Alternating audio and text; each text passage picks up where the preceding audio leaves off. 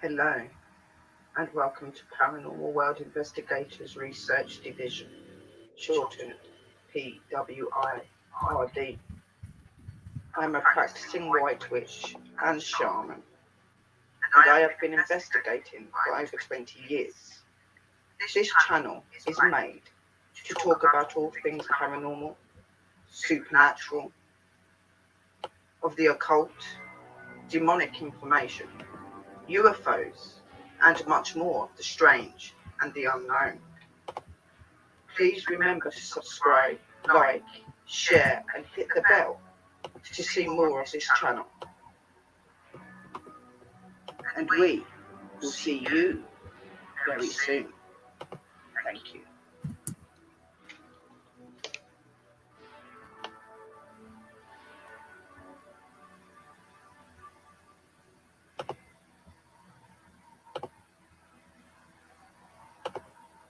Hello guys, welcome to PWIRD.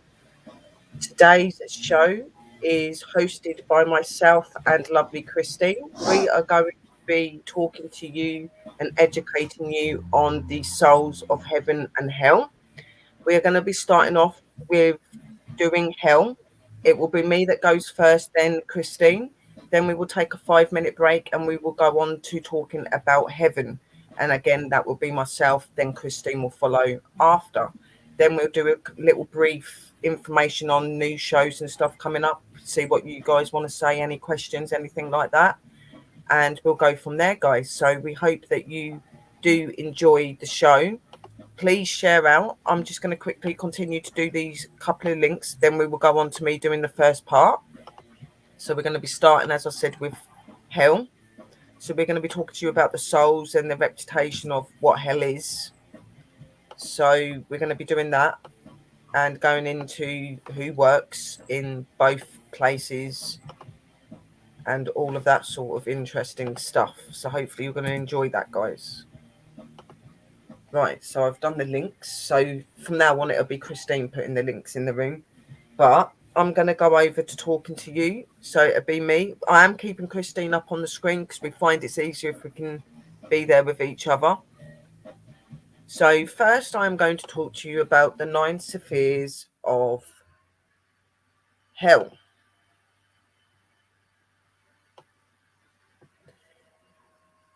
The complementing part of the divine comedy thrills of the epic poems Dante's Paradise comments at the end of Peak. When Vigil is replaced by Patricia Petrie, who is Dante's harbour and required love. The first sphere of the...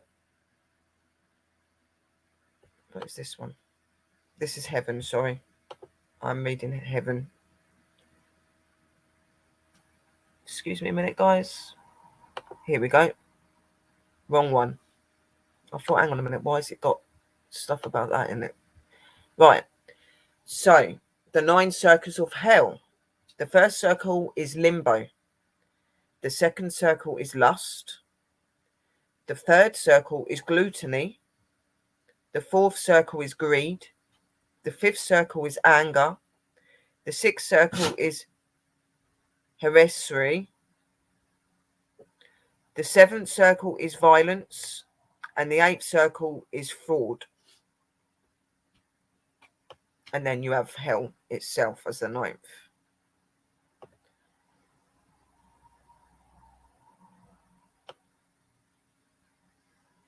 So number 1 is limbo, where those who have never known Christ exist.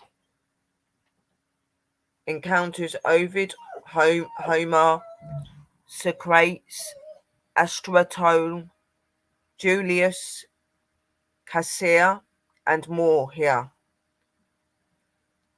Lust is self-explanatory. Danes encounters Anchilles, Paris, Tristan, Kleptra, and the Dido, among others.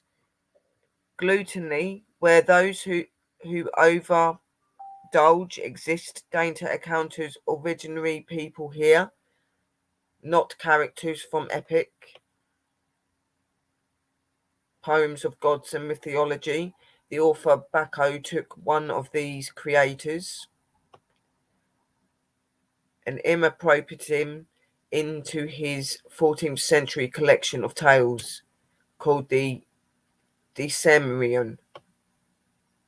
Greed, self-explanatory. Data encounters more ordinary people, but also the guardian of the circle. Pluto, the mythology king of the underworld. The circle is reserved for people who honoured or squandered their money, but Data and Vagile do not directly interact with any of its inhabitants. This is the first time they'll pass through a circle without speaking to anyone. A commentary of Dayton's opinion of greed and a higher sin. Number 5, anger. Dante and Virgil are threatened by the Furies when they try to enter through the walls of Satan. This is a further progression in Dayton's evolution of the nature of sin. He also begins to question himself and his own life, realizing his actions and nature could lead him to this permanent torture. Number 6 is heresy, rejection of religious or of particular norms. Dante encounters Frontier Diglai, a Brita, a military leader, and the aristocrat who tried to win the Italian throne and was convicted posthumously of heresy in 1283. Dante also meets Eprius, the Pope assistant to, and the Emperor Frederick II. Violence. This is the first circle to be further segment into subcircle of rings. There are 3 of them, the outer, middle, and the inner rings, housing different types of violent criminals. The first are those who were violent against people and properties, such as the Attila the Hun. Centers guard this outer ring and shoots into inhabitants with arrows. The middle ring consists of those who committed violence against themselves, suicide. These sinners are promptly eaten by harpies. The inner ring is made up of the banishment or those who are violent against God and nature. One of these sinners is Bruto Latini, a somnambulist who was Dante's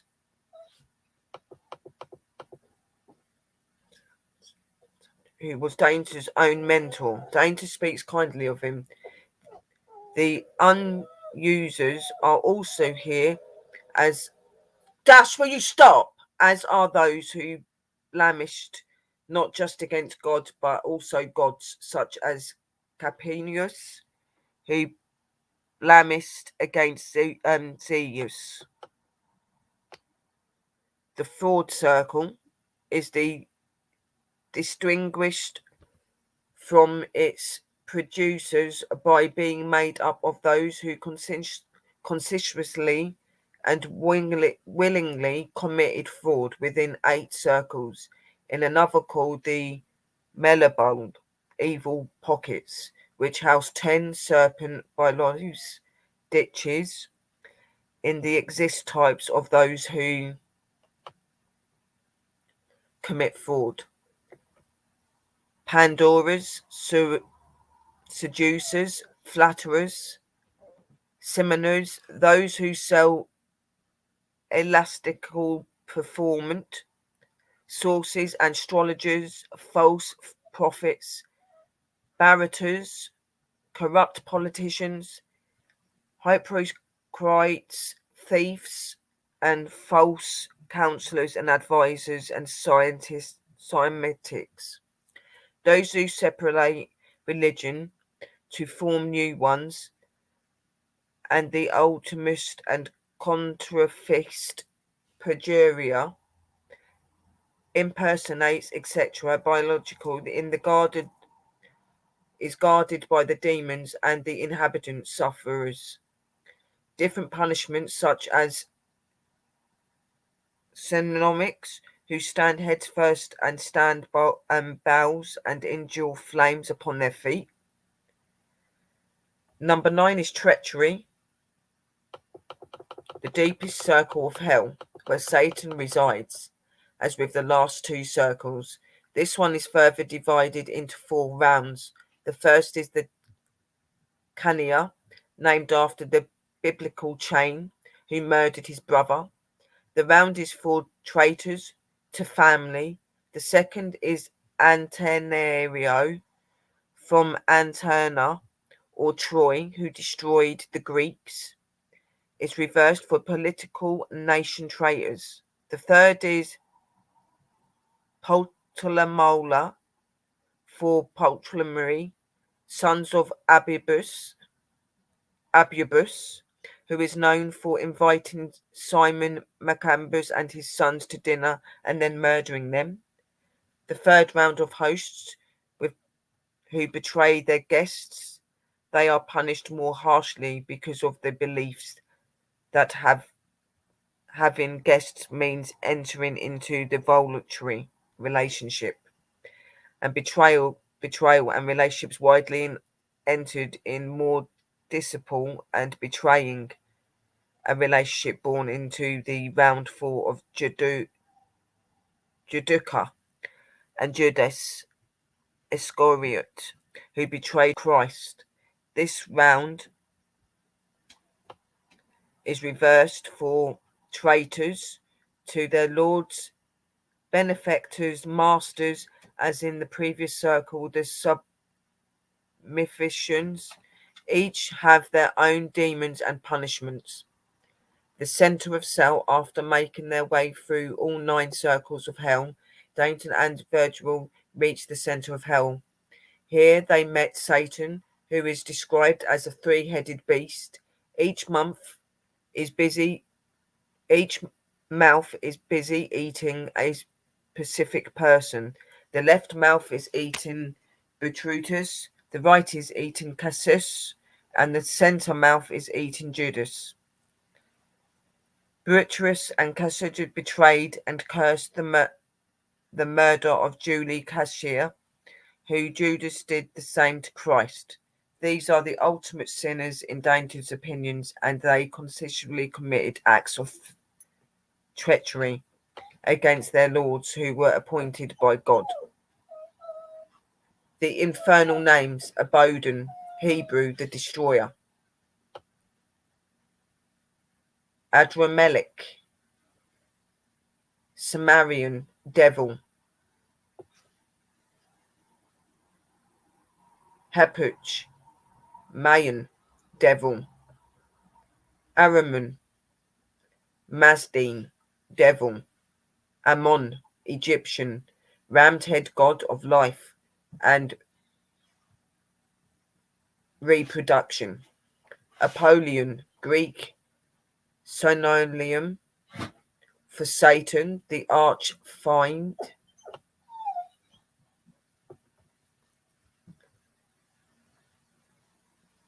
Asmodeus, Hebrew, devil of sensuality and luxury, and originally creator of judgment; Astaroth, Phonomicon, goddess of lasciviousness, equivalent of Babylon Ishtar; Azel, Hebrew, tough man who makes weapons of war, introduced cosmetics; Balabrith, Cannabinite, lord of the convent who was later made a devil; Balaam, Hebrew, devil of average and greed; Baphomet, worshipped by the Templars of symbolic of Satan. Beast, Egyptian, goddess of pleasure, presented by the cat. Beelzebub, Hebrew, lord of the flies, taken from symbolism of the scarab. Behemoth, Hebrew, personification of Satan in the form of an elephant. Behibrit, Sirich, name of Satan.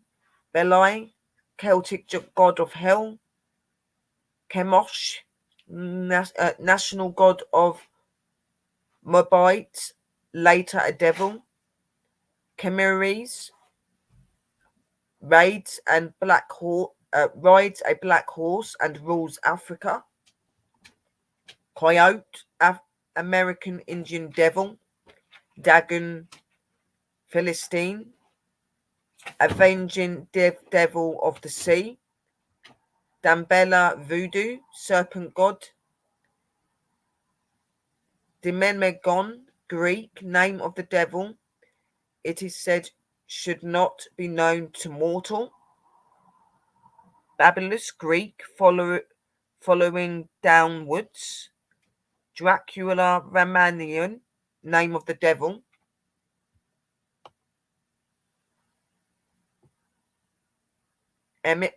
Emio, Japanese ruler of hell. Euronymous, Greek prince of death. Fenris, son of Loki, depicted as a wolf. Giorgio Dim, of the Demagon, Greek name of the devil. Habrim, Hebrew sign of Satan. Hecate, Greek goddess of the underworld and witchcraft. Ishtar, Babylonish goddess of fertility. Kalai, Hindu, daughter of Shiva, high priestess of the Thuggees. Lilith, Hebrew female devil, Adam's first wife, though taught him to the ropes. Loki, the tunic devil. Mammon, Aramaic god of wealth and profit. Mana Estricus, goddess of hell. Mantus, Estrescan, god of hell. Marduk, god of the city of Babylon. Mastema, Hebrew Simon of Satan. Melictaeus Zedai, devil. Methophils, Greek, he who shuns the light. QV fused, Greek. Metztilai, Aztec, goddess of night. Michtain, Zatek, god of death. Midgard, son of Loki, depicted as a serpent. Milcom, Ammonite, devil. Malkachi, Phonicon and Kaznet, devil. Mormo, Greek king of the Gauls, consort of Hecate. Namhe, Hebrew female devil of seduction. Nagel, Babylon god of hearts. Nishya, American Indian devil. Ninja, Polish god of the underworld. Oyama, Japanese name of Satan. Pan-Greek god of lust, later relegated to devilism. Pluto, Greek god of the underworld. Perispine, Greek queen of the underworld. Powaka, Welsh name of Satan. Ramon Sirion, devil worshipped at Damascus.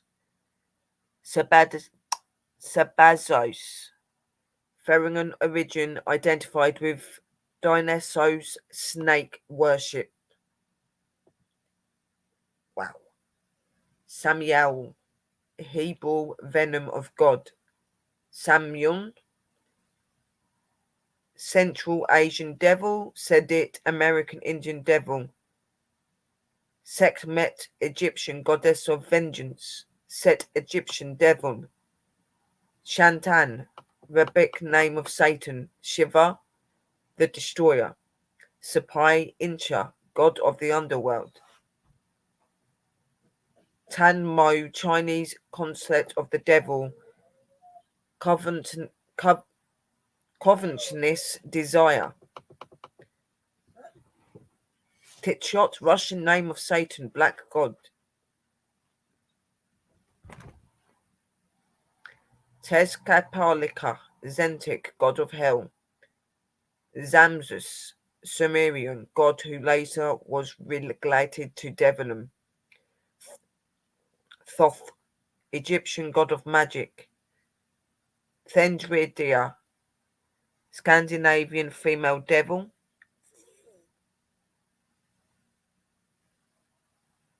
Thyon, Greek personification of God. Zatzin, Aztec, god of hell. Yenla Wang, Chinese ruler of hell. So they are some of the known souls that sit within hell.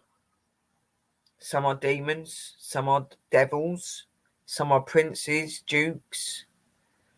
Again, the first circle is limbo, second is lust, third is gluttony, fourth is greed, fifth is anger, sixth is hearsay, seventh is violence, eighth is fraud, and then ninth is obviously the hells and the court of hell. So that is the first one that I have done. Next,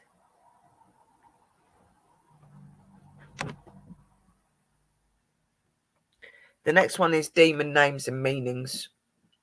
So these demons, they're either dukes, demons, lords, kings, lower class demons, higher class demons, middle class demons. So you've got a Bodum, Hebrew destroyer, advisor, said to be the chief of demons, sometimes regarded as the destroying angel. Abdul, Arabic from Abda, meaning slave, lord of slaves and slavery.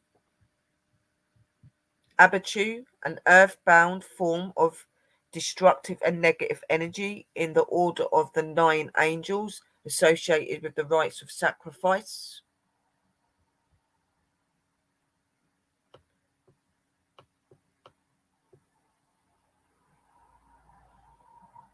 Abduxul, one of the demonic rulers of the lunar mansions. Abiga can foretell future and give military advice. Abigail Unk, allegedly a warrior demon who commands 60 legions. Waya names his a god of Grand Duke of Hell, appears in the Pleasance form.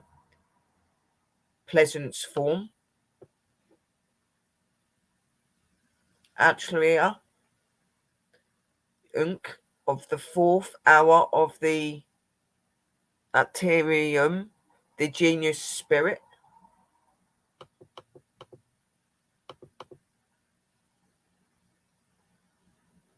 Adad or Adu, Babylonist Hittite, god of the storm. Abmelchik Sumerian, devil considered of hell. Chancellor of infernal regions in Asteria, where he was worshipped. Children were supposedly burned at his altar. Adriel Masons of the moon among the Enchian demons. Dash, stop! Shama Ashmir, one of the 7 archangels of the Persians. adapted later into Hebrew mythology as Asmodeus, has been recorded in history for at least 3,000 years, said to be a small, hairy demon able to make men perform cruel acts. The Azrael demon, the Caesar demon of the night, Aglarit, commander of Aramis, Aussie general of hell, Grimoire of Pope Honorius,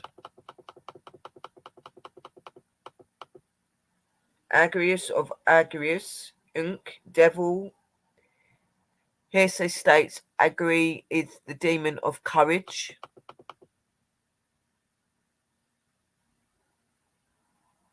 Agathedium, a god demon worshipped by the Egyptians. Agramon, demon of fear. Agrate, bat. Malahite, one of Satan's wives and demonesses of whores. Excuse my language. Apuch, Mayan, devil. Heramin, Mazdan, devil.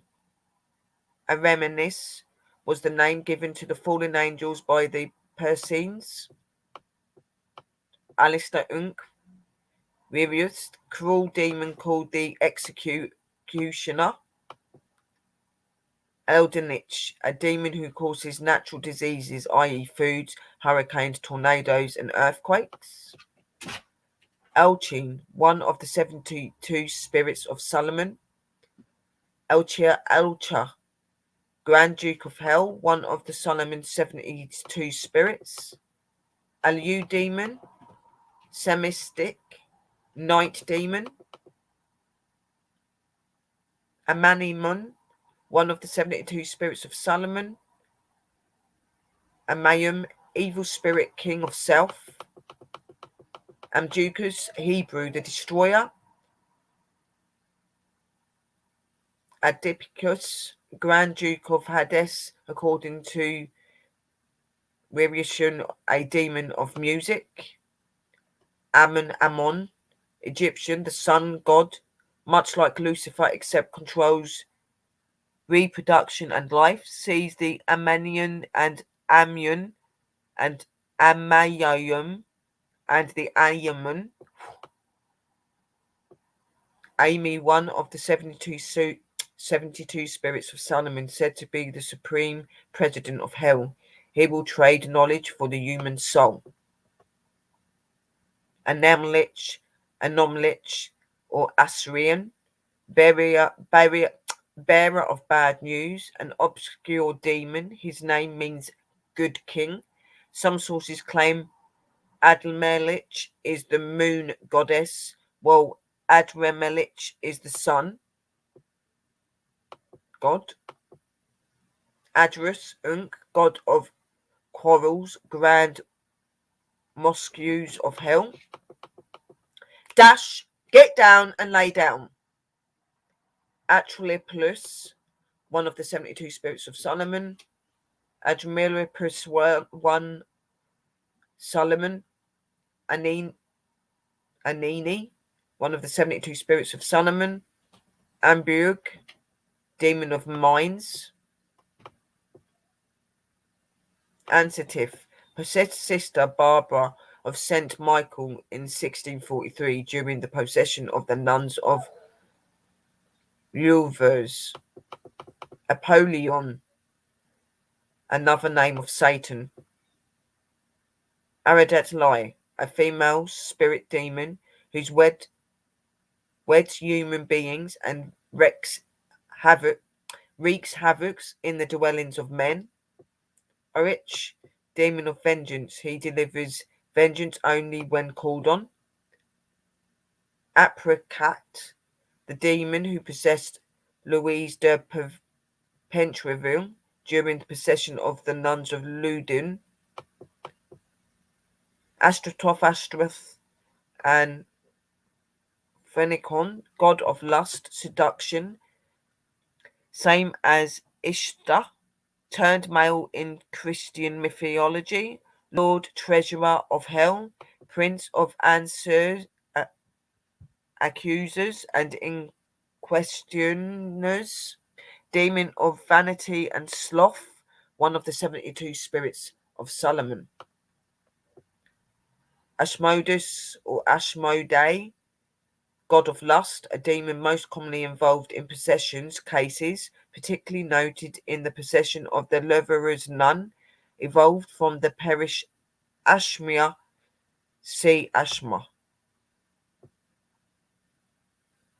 Aosith, dark female force in the phenomenon of the order of the 9 angels, works as passion and death. The name should be vibrated.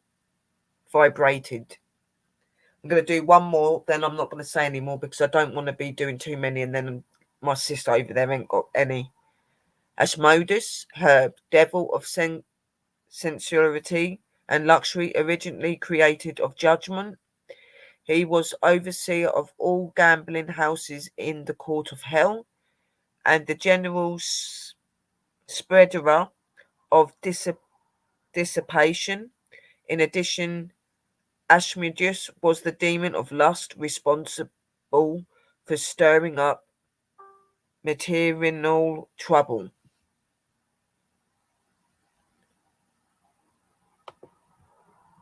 So now my last bit on that is the little bit that I had on the heaven and hell, the symbolic, but I will do that.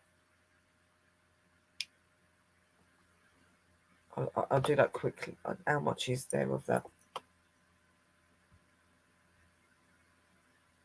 There's not actually loads. Hang on. How long have I been on? 32 minutes. Okay. Where's it gone? Right, there it is.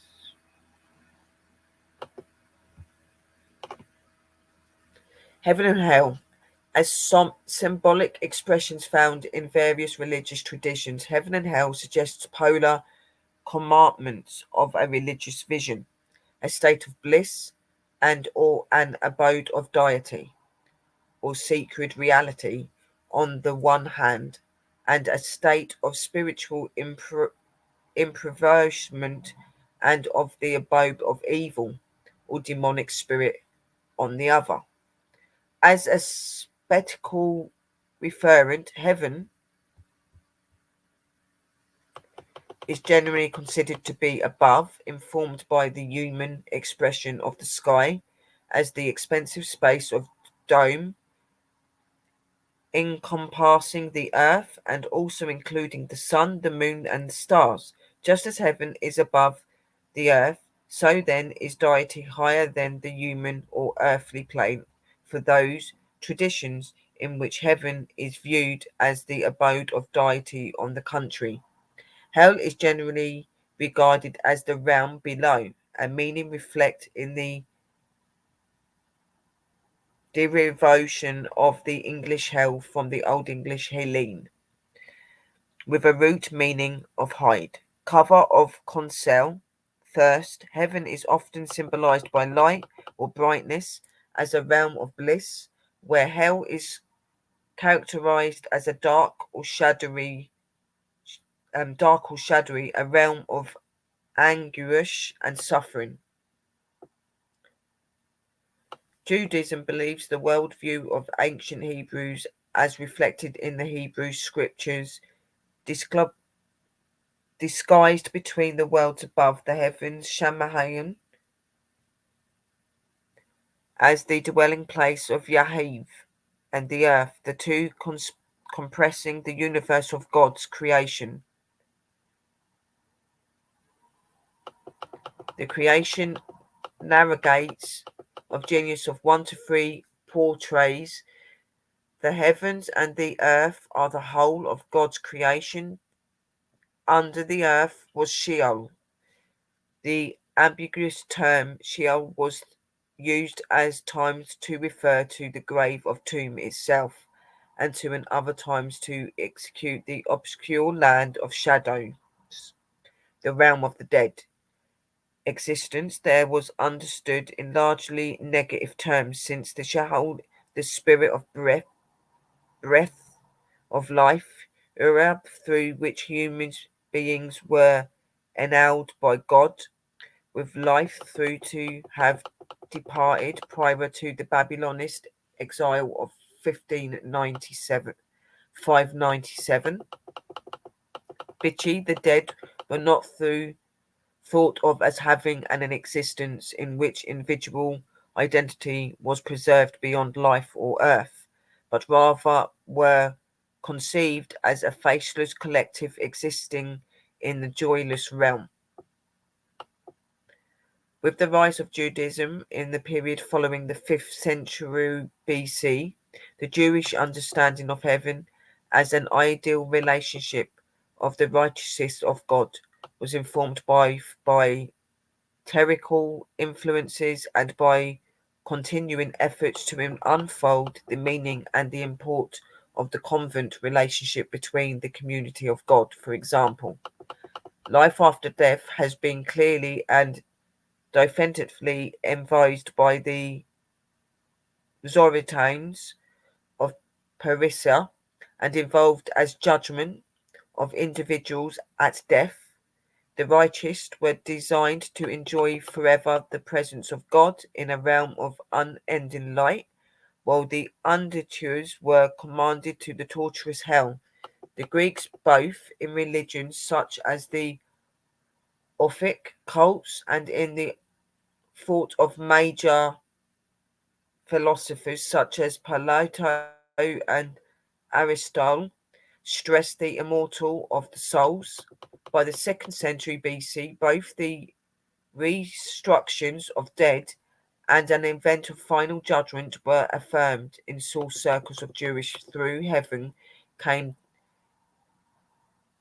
came to be regarded to as destiny of the righteousness, those in vital convent relationship with God. Multiple heavens, 7 or 10, are mentioned in Jewish a priori literature and in the teachings preversed in the rabbinical tradition.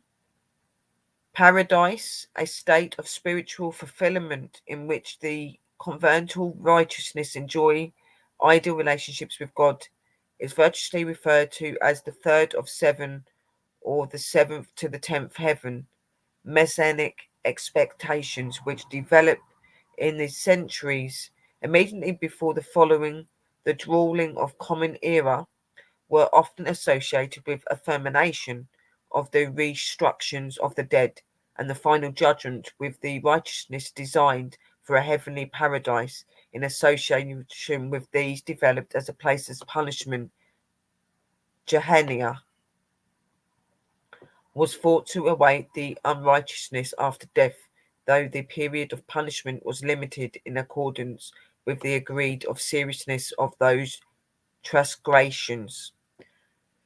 Traditional Judaism views in final destiny of humans in terms of the three doctrines of recompense, immortality, a restructure informed by the demand of conscience that virtue be rewarded and weakness punished.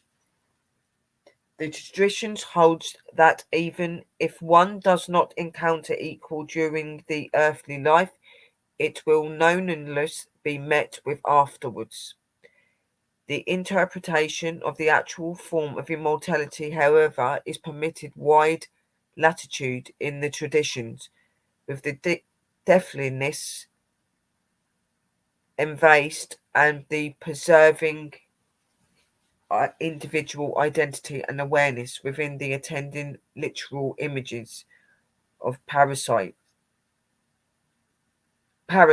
and Gemini, or alternatively as the states that are imposed and without consciousness. Simply restrictions have been understood as a clinical event physically remaining the dead and the including the final judgment of bliss or damnation, and also as an internal event through which the corporeality of the recorrected, recoruscated is transfigured into the pure spirituality.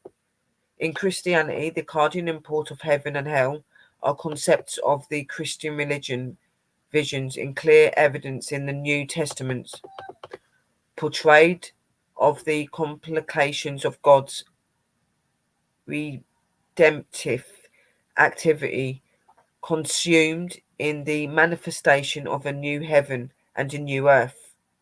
Not only is heaven envisaged in early Christianity as the fulfilling state of bliss and reconciled relationship with God, of which the followers of Jesus are assured, but it is also the abode of divine, where Jesus dwelled before his earth life, and to which he proceeded following his death after resurrection.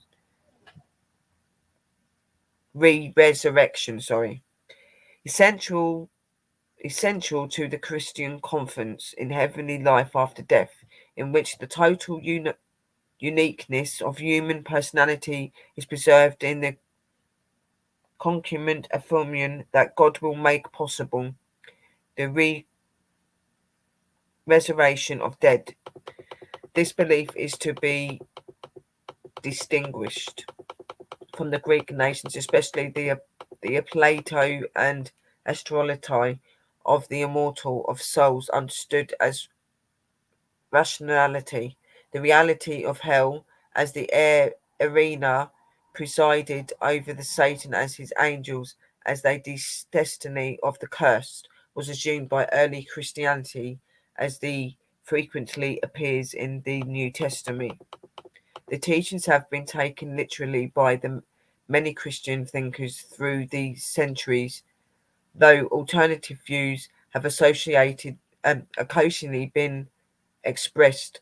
Origin 3rd century BC, for example, understood hell is involved not the eternal punishment of the cursed, but punishment of such duration as was necessary to provide for the restoration of all to the presence of God. In Roman Catholic Christianity, hell is deemed to be the state of unending punishment for the unpenitent who die without the grace of God, as transmitted through the sacraments. This state is characterized by both absence from God's presence, phenomena damnine, and by the suffering of fire and other tortures. Peña Senus, the Roman Catholic concept of purgatory, defined by the councils of Florence.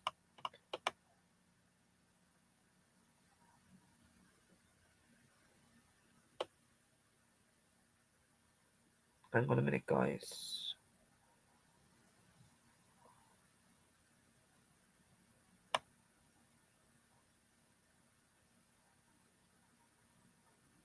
This is a remembrance, and for the God-fearing is a fair resort garden of Eden, wherefore of the gates are open to them, wherein they recline and wherein they call for fruits, abundant and sweet potions, and with them madness restraining their glances of equal age. This is what you were promised for the day of reckoning. This is our provision, until which there is no end.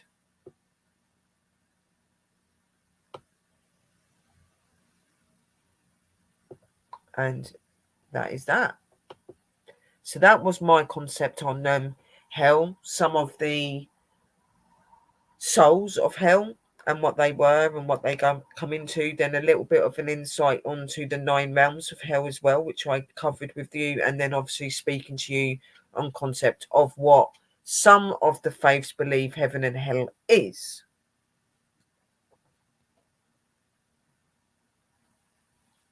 So that was my side of it. So now I'm going to put you over to my lovely sister this way.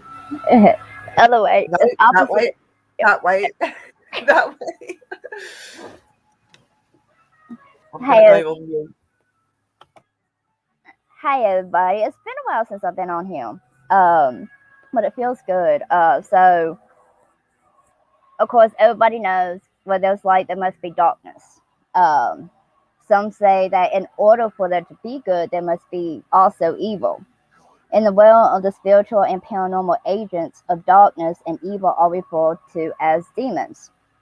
These wicked spirits seek kind of chaos of all humankind. They thrive on the fear and chaos and exist to spread both across the creation. While they can be powerful, demons are in no way at all powerful. Um, as long as humans have been aware of the demonic, they've also been aware of the means to battle them. Sometimes the difference between demons and fallen angels can be confusing. So the best way to understand this is to remember that while all fallen angels are labeled as demons, not all demons are fallen angels. In fact, in Judeo-Christian lore, many demons existed long before the War of Heaven, which led to the expulsion of Lucifer and his rebel of angels. While many of the known demons are found in Judeo-Christian lore, some are not. Nearly every civilization that's ever existed had its own spiritual entities, often credited with destructive forces such as disease, sickness, some kind of chaos. Over time, what started out as a certain type of demon just remains that type of demon. Only there might be a slight difference in its appearance and habits. So through time, uh, stories and such, appearance mainly stay the same, but they're always like kind of like the hearsay statement. Like you hear it from one person, and then you hear it from, and it's a totally different story. Um,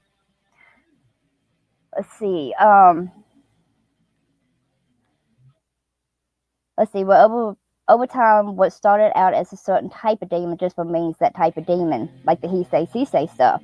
Only there might be a slight difference in its appearance and habits. But above all else, the one thing that most in the modern age are mistaken about is that all demons are evil and or bad.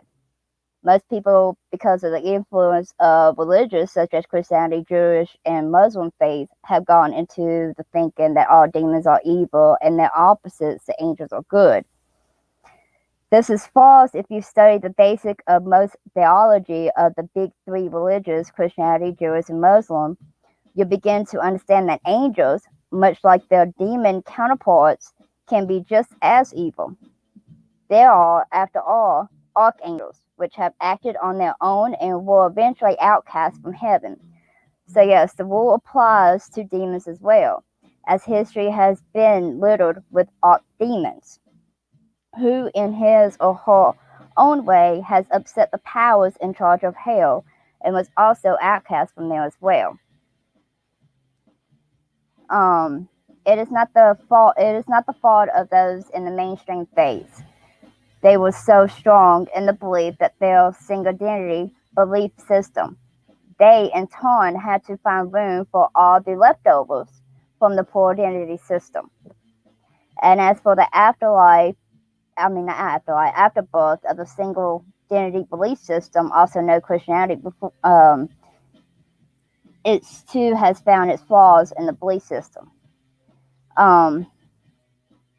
Let's see. Most Christians and even those who follow the Jewish Muslim belief system fail to recognize that before Adam had a marriage before Eve was made.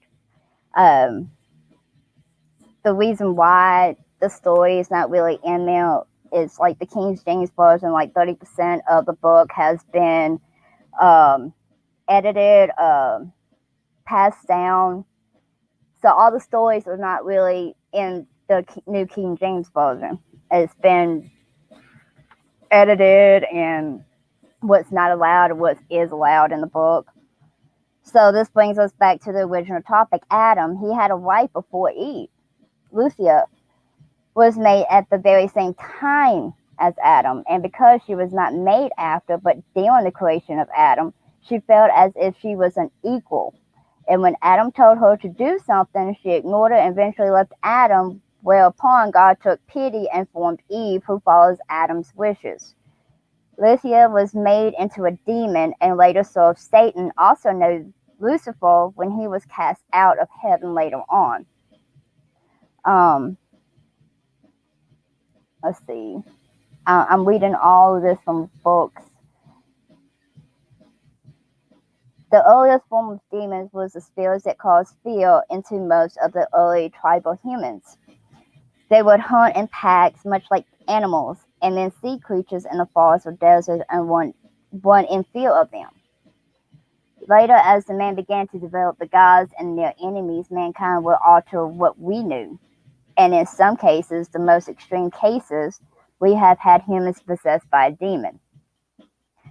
As for the religious influences, please be aware it does not really matter which faith you follow, due to the fact that most religions that rely on the single identity and cannot consider the concept of plural identities and are opposed to it, Christianity in particular is subject of shadowing. It is the one religion that has not only over 20 different forms currently in worship on the planet, but has actually over 100 variations that were phased out over the centuries. The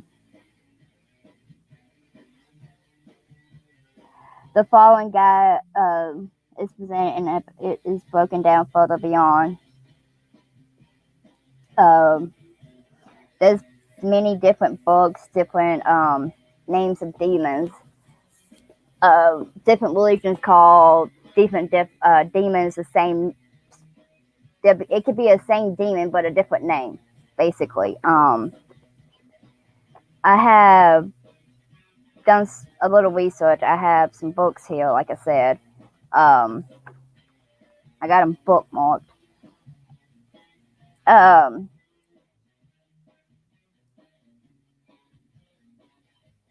Let's see.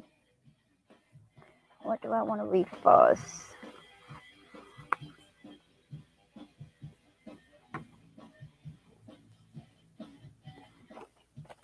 No. Sorry, guys.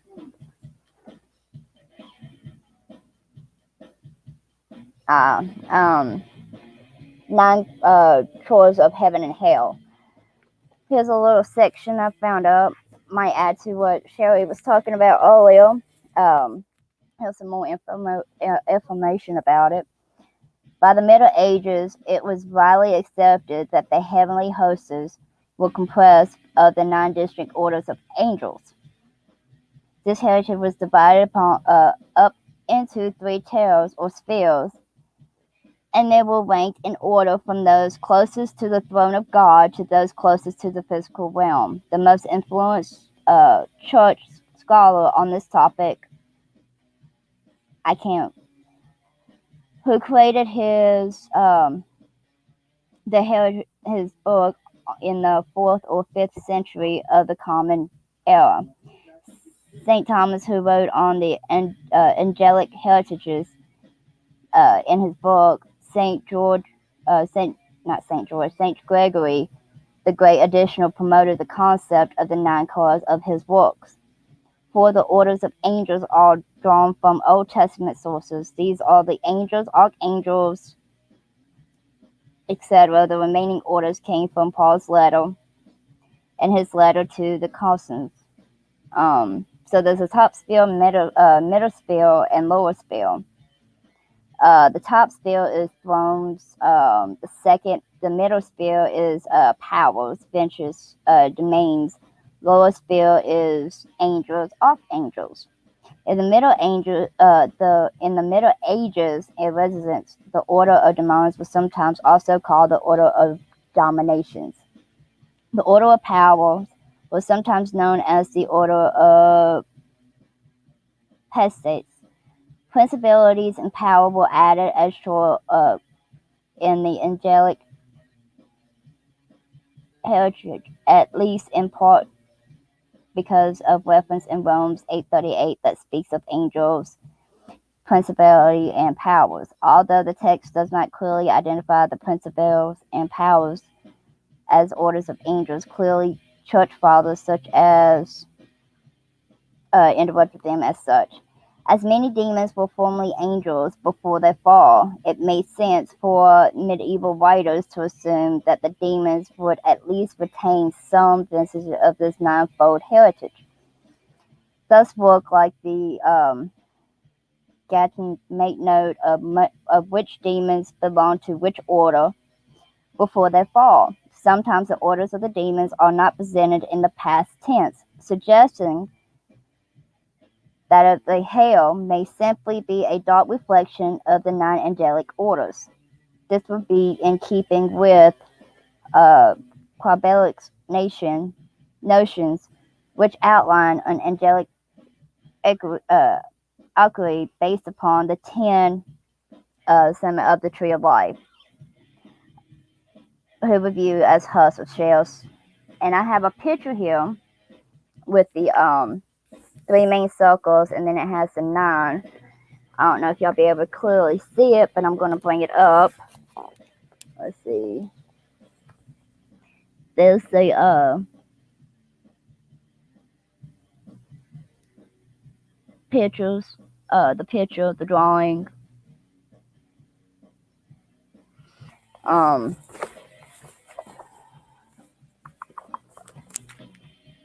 looking, and bookmark these.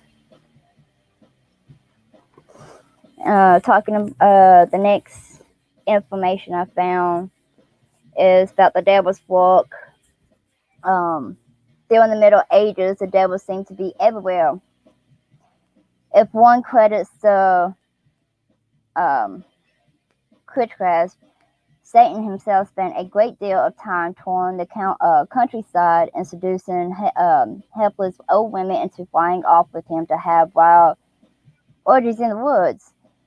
Through a liberal application of torture, witch-finders would pull colorful, elaborated, and really incredible confessions from suspected witches, and many of these detailed the body and various ways in which the devil and his many demons sought to corrupt and obtain human souls.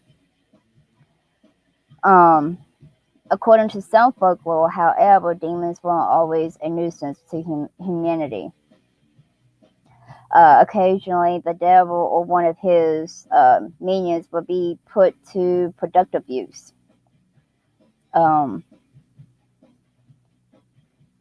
Number of tales to attribute fates of great industry or demonic beings. A variety of bridges and other building projects was supposedly constructed with the help of the devil, including sacred statues such as chapels and cathedrals. His traditional payment, Onik would request the soul of the first living being to make use of his work. Wealthy villagers would apparently take the devil's help, but then find a way to trick him out of the agreed upon price. This gives rise to the tale of the wolf store at the cathedral in Aachen, Germany, where a wolf was supposedly driven into the new cathedral upon its inauguration, so that this wild beast would fall prey to the devil in place of some righteous soul. A similar folk belief is recorded in the stained glass at the old church in Saint Cloud, France. Here, the devil reported finished construction on a local bridge. Accordingly, he requests the soul of the first living being to walk across as payment for his efforts. Saint Cloud showed up the day that the bridge was finished with a cat from the village. The terrified feline crossed the bridge first, thus cheating the devil of his due. That's one of the devil's work that I found. Or folklores.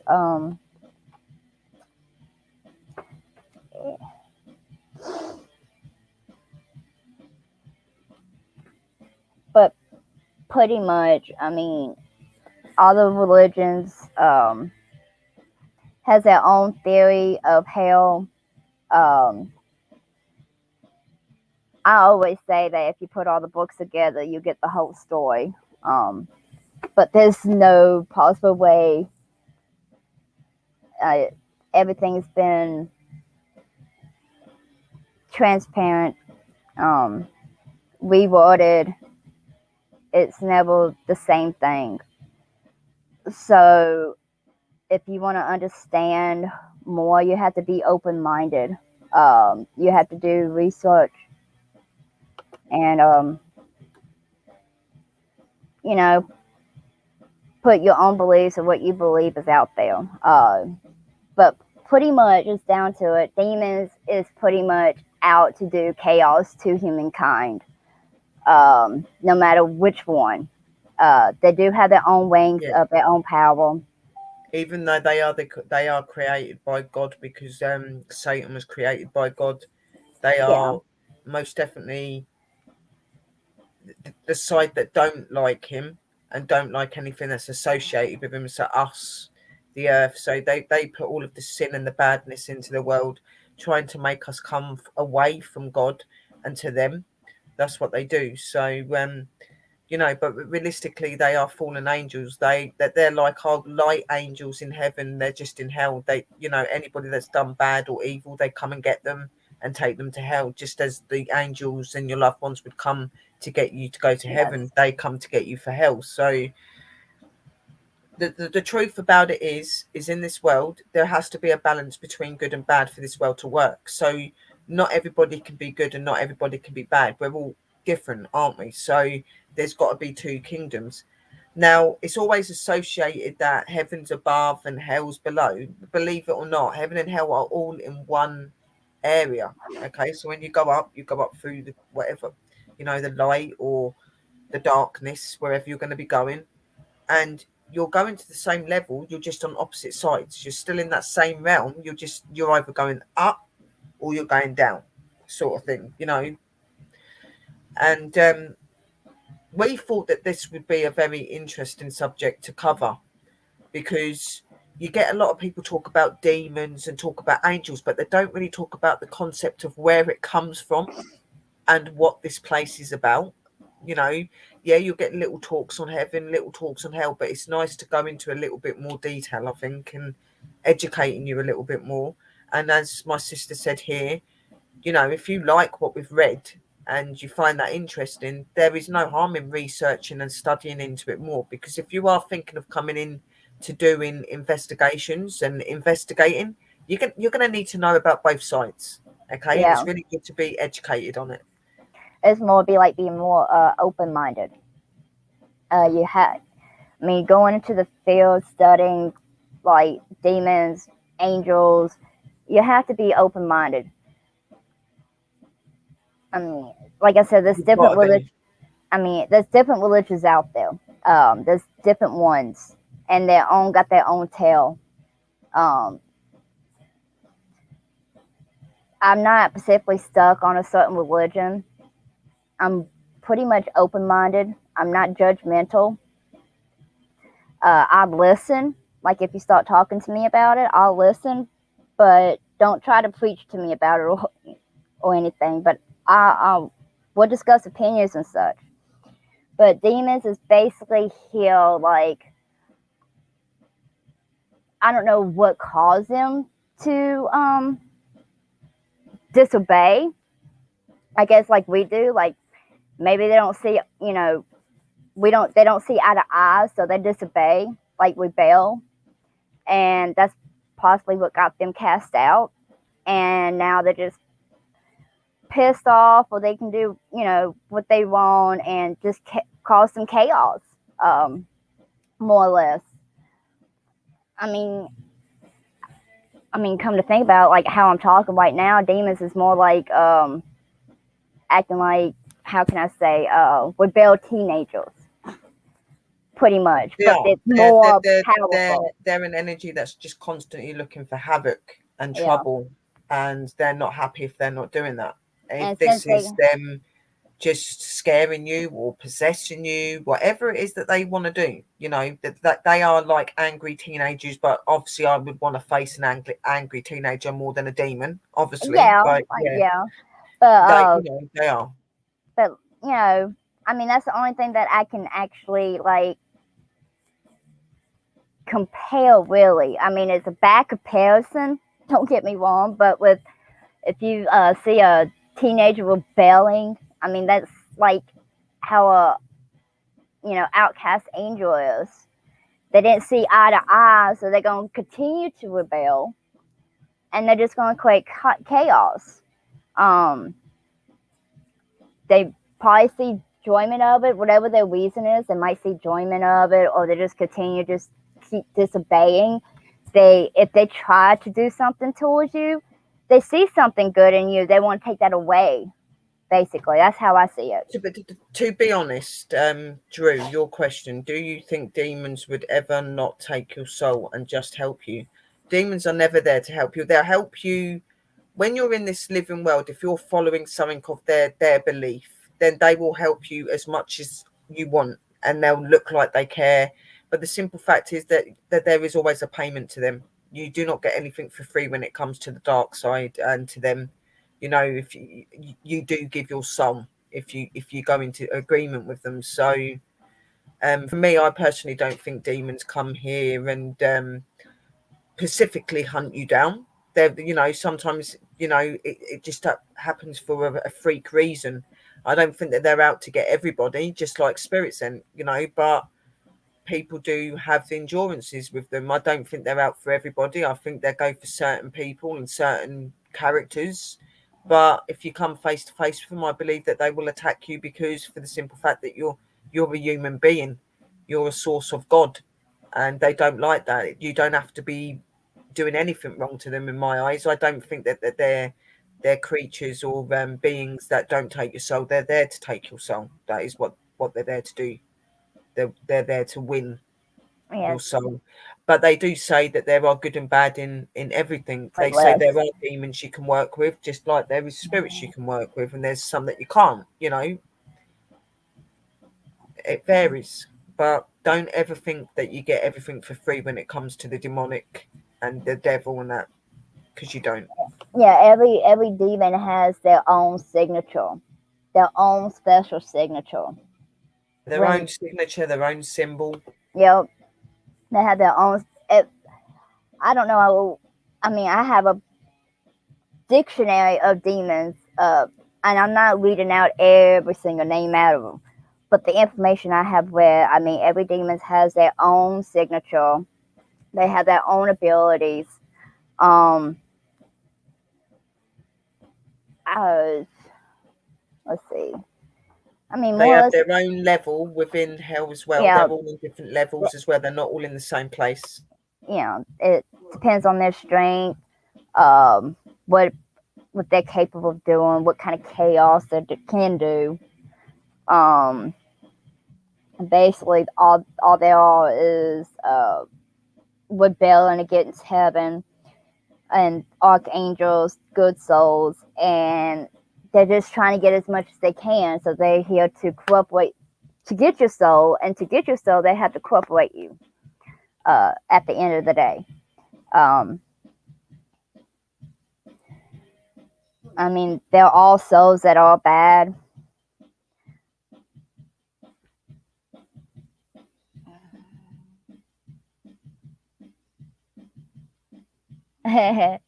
But where was I? I mean, they're all bad souls. They're all good souls. Um,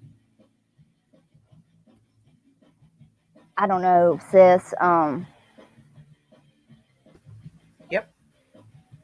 I mean, pretty much. So yeah, that was our part on the hell. So what we're going to do is we're going to take a 5 to 10 minute break, probably about a 10 minute break. We're going to do that. I'm going to put some spooky heaven and hell sort of music on for you for 10 minutes. We're going to have a break and freshen up. You guys can do the same, make a drink, whatever. Then we're going to come back and we're going to cover the angel and heaven side of everything.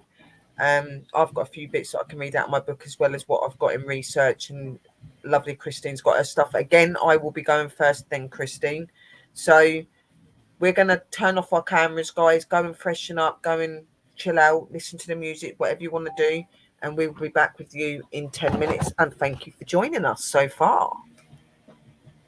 Bye-bye.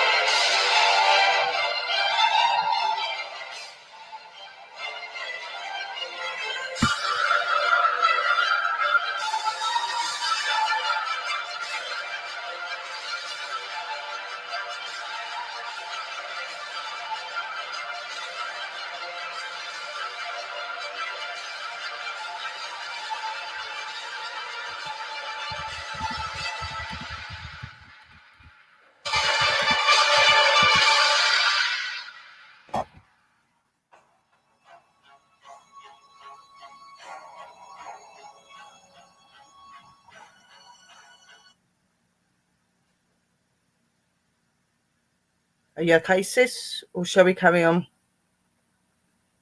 Oh, I'm with the good. music? Yeah? Right, okay.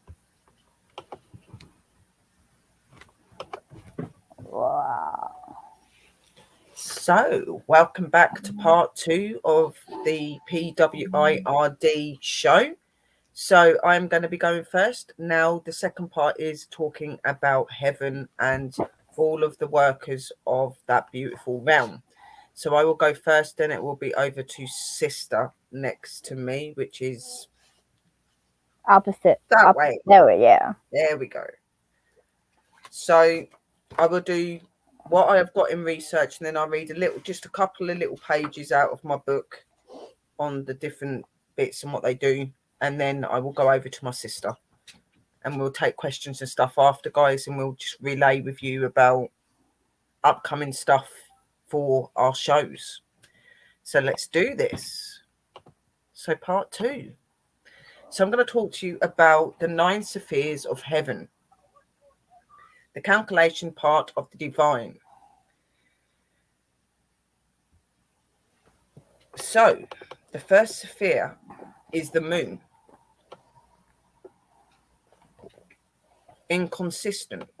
The first sphere of heaven, also called the sphere of the moon, is for those souls that have not been able to fulfill their vows, usually when it comes to a promise to God. While entering this sphere, Patricia's eyes are radiant and her smile, hand flagrantly increased with indices that ascends to the sphere. This sphere is akin to inconsistency symbolized by the waxing and the waning of the moon. Similarly, any person who has averted their vows and has gone astray is found floating in the lower realm of heaven, including Patricia Adates, a friend of Dainter's, and consistent of Silicy. She eggs on the fact that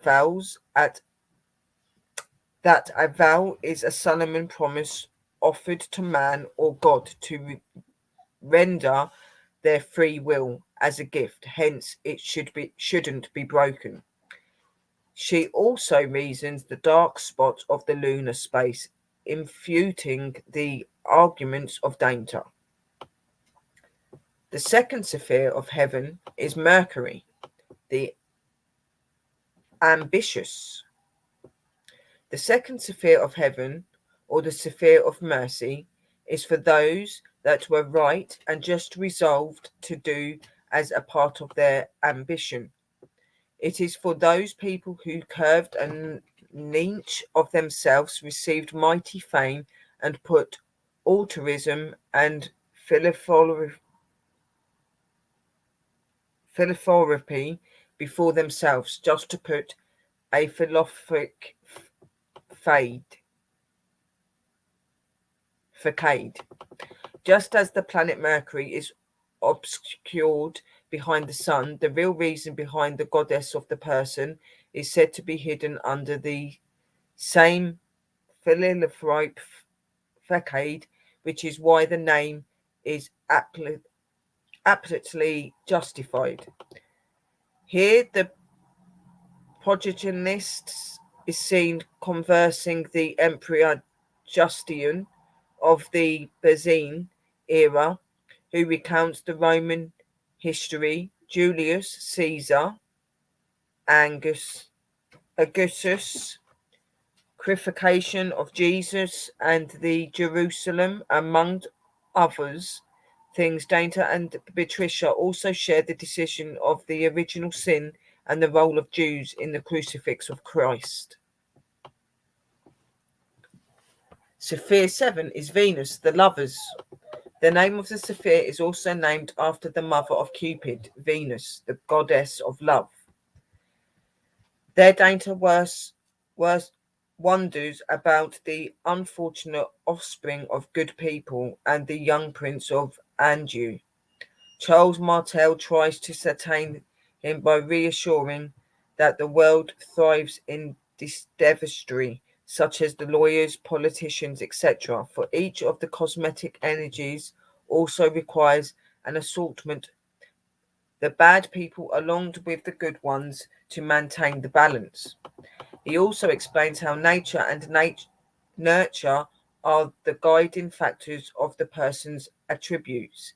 He is also confirmated with the cousinza of Roman and reminisces the time he had met his brother in the seventh circle of hell, which catapults us back to what Myrtle Bespot also devastates. The fourth sphere is the sun, the wise. The fourth sphere of heaven is for those wise and intelligent people who sought to educate the hearts and minds of others. Upon reaching the sphere, Dainta and Patricia were stunned by the spectacle of the enshouldering crown of St. Thomas Aquinas and other 11 souls of wise men, Albert Manus, Grayton, Peter, Lambert, King Solomon, Beatrice, and Interlea, some of who were Philogons, kings of philosophers. St. Thomas takes the detour from the dance to recount the story of St. Francis of Assisi to the Inquisitive Jew. Another cluster of 12 bright lights dances in front of them, singing the Trinity, led by the Saint Bonaventure, who later recounts the life of Saint Dominic. Symbolically speaking, the sun is believed to be the mighty star illuminating the earth as well as our space. These men residing in the sphere of heaven are believed to be those akin to the sun who shed light intelligently. Sphere 5 is Mars, the warriors of faith. This this fa- uh, this sphere is of the warriors whose souls are holding up a cross, and these souls have fought and given up their lives for the faith, including many heroes from the Crusades. As suggested by the name Mrs. and its association with God of War. It is home to those souls who have sacrificed their lives for God, executing one of the carnival virtues, fortitude. Dante has compared the spectacle of the bright lights or the constelled in the depth of Mars as the Milky Way galaxy itself. In the sphere, Dante meets his great great grandfather, Kachujida, who had succumbed in the Second Crusade, who speaks about the eloquence of the early years of Florence and the gradual recession and fall of the later years. Dante opens the poem in such a way as for the characters to forecast his mind's fortune. One of the examples is how Caligula makes an accurate prophecy on his exile. He also instructs the Dante to retell his voyage into the unknown dimensions of hell, purgatory, and paradise. Some other men in this sphere include Joshua, Calamanian, Judas, Macubus, and etc. The sixth sphere is Jupiter, the just rulers, sorry. In the sixth sphere of the sixth dentist circle, the souls of the rulers, just in their ruling makeup, the shape of an elegant eagle, telling Dante the importance of justice. The Latin spheres diligent intuition, unique judice and terrain, that translates to the English phrase, cherish justice, you who judge the earth, is displayed out from by the soul when finally the letter M mimics into the eagle. However, those one lessons acquired from the tale is this sphere is that the will of God cannot be scrutinized, and that the fact of nobody, not even the spirit in paradise, can foretell divine power, and the religious machinism of dispensing justice. Since of the 6 of these lights are consent among blessed who formed the eye of the eagle, while David the Palm's composer is the eye's pupil Merly, for the fact that he was the harbinger of the Bible and the great king. Among others who are present in this sphere are David, Hezekiah, Trajan, Constantine, William II of Society, and Aphonius. The Sphere 7, Saturn, the completives. The seventh sphere, the sphere of Satan, is an inhabitation for those souls who are an embodiment or a cardinal value. Temperance, this sphere, is of the congregation of those who lived their lives in abstinence and sound mindedness. It is here that Dainter encountered Peter Demain and learned about the corruption circulating the church. He also learns that the church is drenched in hypocrisy. He even chanced and encountered with Saint Benedict, who was livid about the church decaying mortality, and asserted that behind the surface lies the sordid truth of debauchery, insulted by the indulgence of an ascetic lifestyle.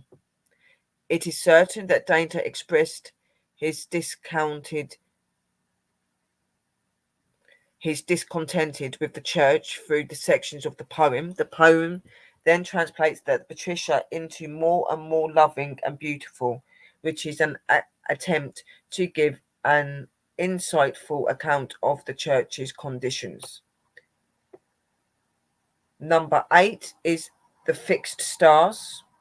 The eighth sphere of the sphere of fixed stars is perched upon the Gemini constellation, which coincidentally is the same star sign as of Dainty. He takes a look behind from where he stands to witness the small and luminous earth flickering affair. It is in this sphere that he finds all illuminated saints like the Virgin Mary, James, John, apostles, inter alia. Data meets many other stars, including Adam, who speaks to him about his age, and Eden, the reason for God's anger as well as his negative language. The couple also gets to see Peter infuriated by the architecture of the papacy, particularly that of the Pope Boniface the Eighth. He was questioned on hope by St. James, on faith by St. Peter, and love by St. John, after which he seemingly answered their queries. Number 9, Premium Mobile. The last sphere is called Premium Mobile, first moved, as it is the last physical stop of this adventure. It is said to be moved under direct divine intervention, which also causes the sphere under it to move.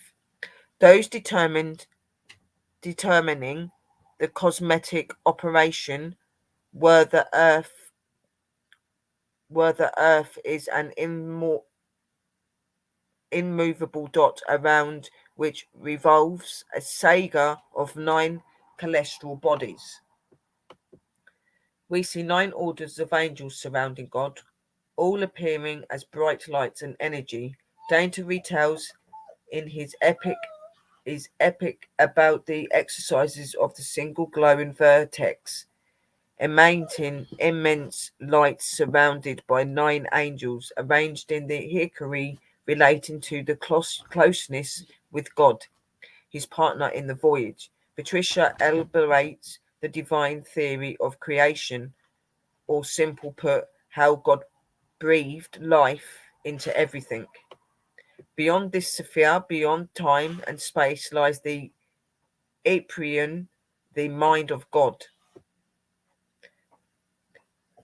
Those culminates the epic trilogy with the touchdown on the antidotes of the eternal empyrean.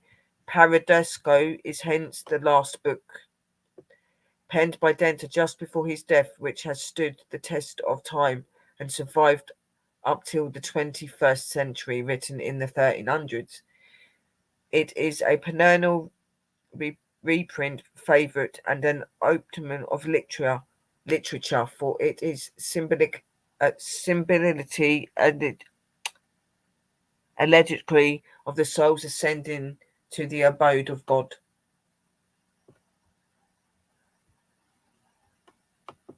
So that was my first one.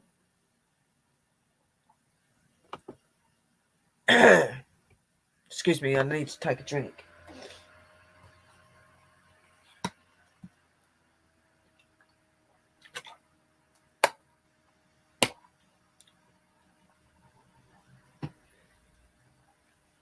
So then you've got your guardian angels, the destiny guardians, relations to the other spirits' influences, the serpents, their domains of action, serpent mystery to mortals, guardian angels after death, the supreme, and the ascendant career.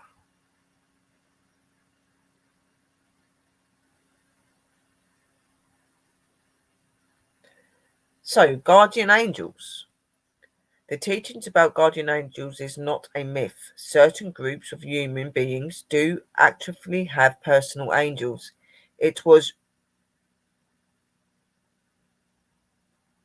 recognition of this that Jesus, in speaking of the children of the heavenly kingdom, said, "Take heed that you despise not one of these little ones, for I say to you, their angels do always behold the presence of the Spirit of my Father." Originally, the Supreme were definitely assigned to separate Ureta races, but since the bestowal of Michael, they are assigned in accordance with human intelligence, spirituality, and destiny. Intelligently, mankind is divided into 3 classes: the subnormal minded, those who do not exercise normal willpower, those who do not make average decisions. The class embraces those who cannot comprehend God. They lack capacity for the intelligence of worship of deity.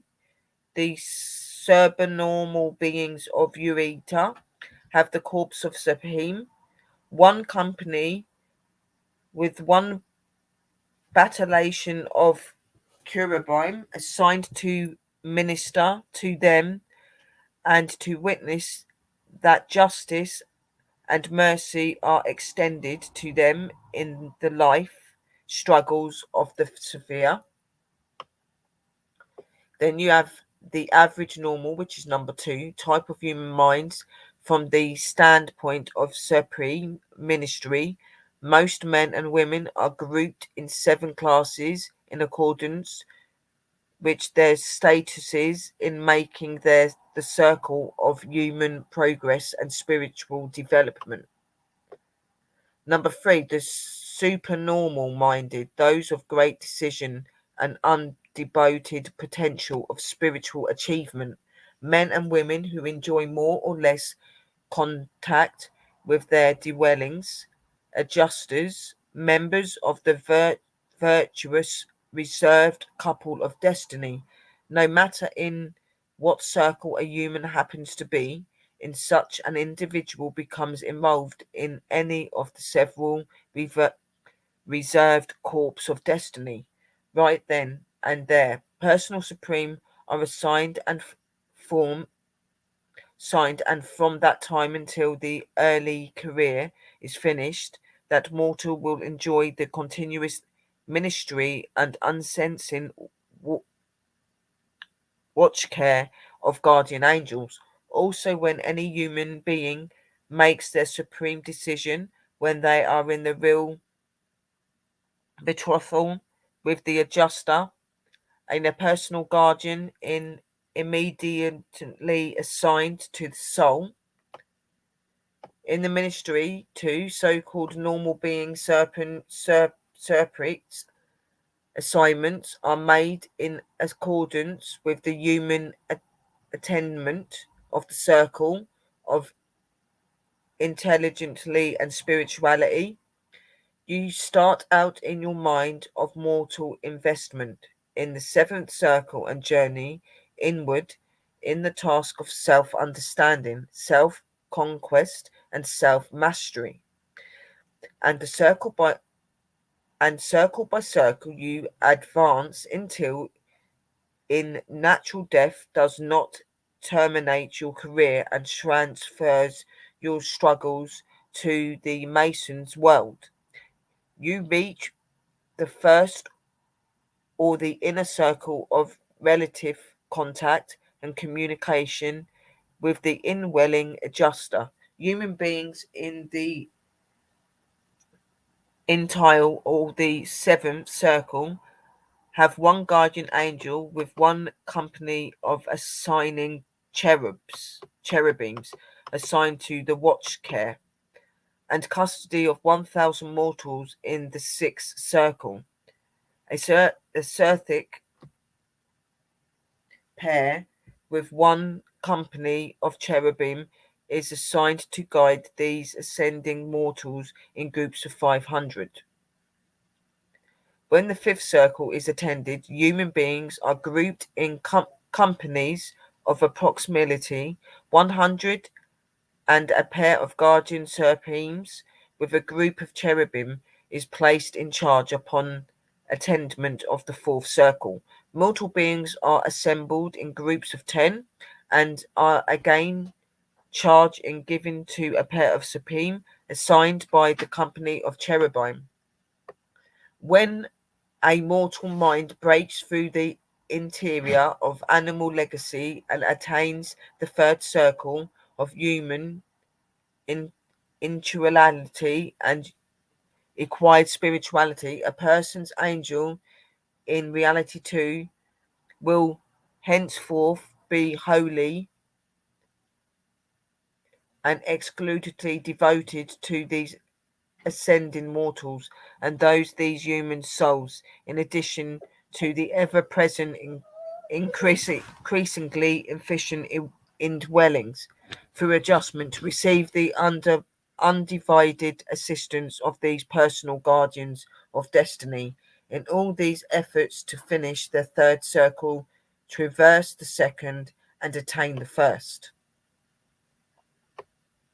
The destiny of guardians supremes are not known as guardians of destiny until such time as they are assigned to the association of human souls who have realized one or more or 3 achievements, has made a supreme decision to become godlike, has entered the 3rd circle, or has been mastered into one of the reversed corpses of destiny. In the evolution of races, a guardian of destiny is assigned to the very first being who attains the requisite circle of conquest on Eureka. The first mortal to secure a personal guardian was Rantoric, a wise man of the red race of long ago. All angelic assignments are made from a group of voluntary supremes, and these appointments are always in accordance with human needs and with regard to the status of the angelic pair, in the light of the supreme experience, skills, and wisdom. Only supreme of long service, the more experienced the tested types are assigned to destiny guards. Many guards have gained much valuable experiences on those worlds, which are of the 9 adjustment fusion series. Like the adjusters, the Supreme attend the beings for a single lifetime and then are liberated from new assignments. Many guardians on Eureka have had this previous critical experience on other worlds. When human beings fail to survive their personal or group guardians, many repeatedly serve in the similar capacities of the same planet. The Supreme developed the sentiment regarding for the individual worlds and the entertaining of the special affection for the certain races and types of mortal creatures with whom they have been so closely and immediately associated. The angels develop an abiding fascination for their human ancestors, and you would, if you could, only visualize the Supreme develop a warm fascination for them. Devastated of mortals' bodies, given spirit forms, you would be very near the angels in many attributes or of personalities. They share most of your emotions and experiences, additionally ones. The only mentions attuning, attuning you, which is somewhat difficult for them to comprehend, is the legacy of animal fear that bulks so large in the mental life of the average inhabitants of Eureka.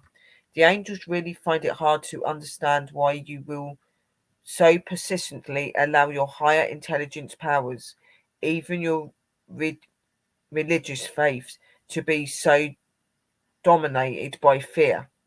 So, throughout demoralization by the thoughtfulest panic of dread and anxiety, all supreme have individual names, but in the records of assessment in the World Service, they are the frequently designed by their planetary numbers at the universe headquarters. They are resigned by the name and number, the destiny guardian of human subject used in this controversial communication in number 3 of groups of 17 of company 126 of battalion 4 of you 384 and the legions of 6 of those 37 of the 182 well 182.314 Supreme Army of Nebadum, the current planetary assignment number of the Supreme on Utra, and to this human subject is 3.641.852.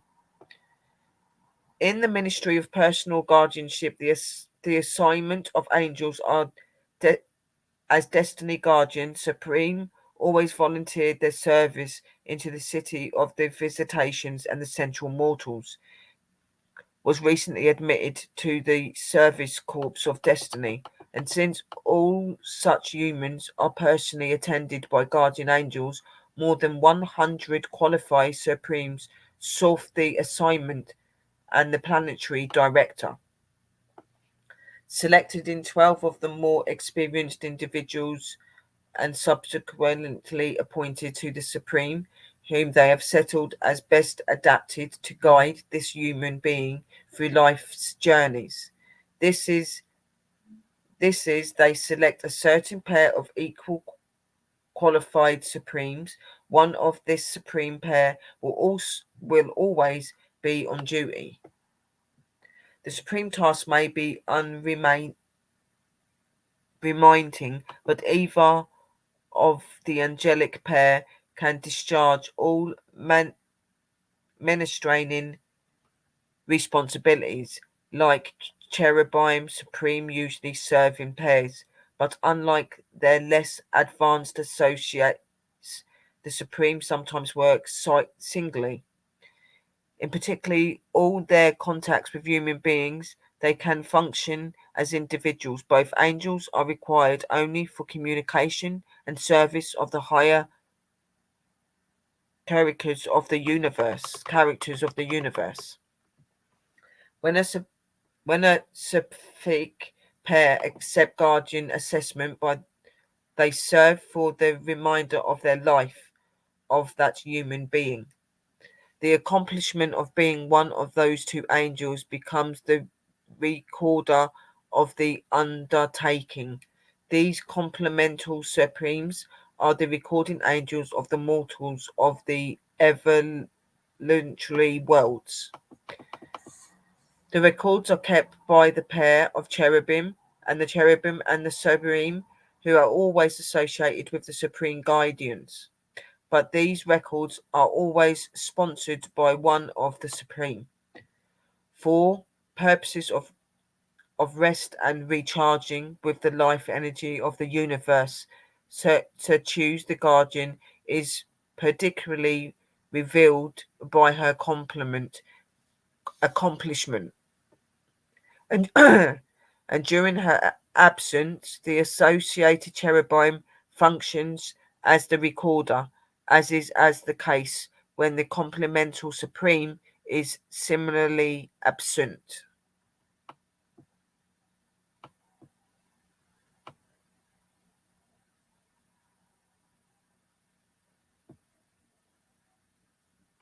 Right.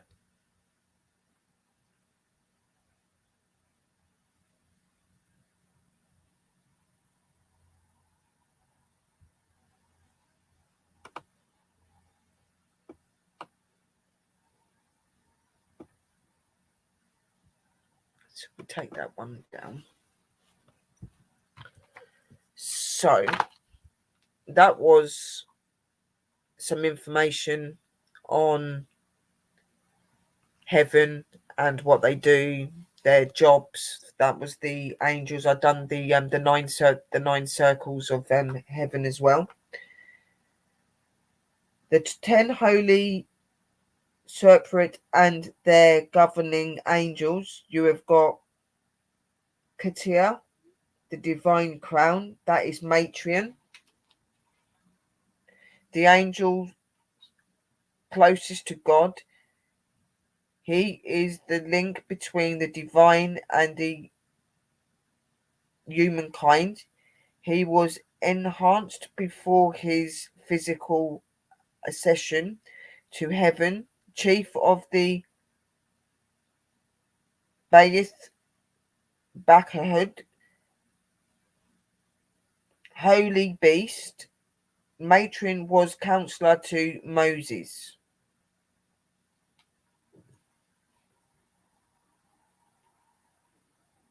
Then you've got Razel, wisdom, personified, and the angel of mysteries, chief of the Aralim, the violent ones. Razel was Adam's counselor. Zabtkel, angel of contemplation.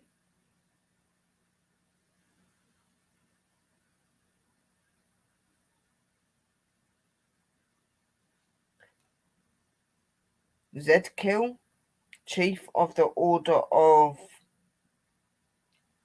Bashmilian or the Demanians. He is the angel of benevolence, the angel of mercy, and the angel of justice. Zadkiel was Arabim's counselor. You've got Samuel, the adversary,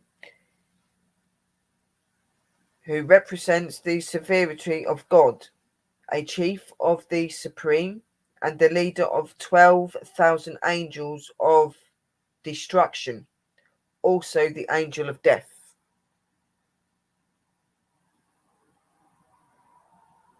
Michael, the sun in splendor, chief of the heavenly hosts, angel of presence, angel of repentance, angel of righteousness, angel of mercy, and angel of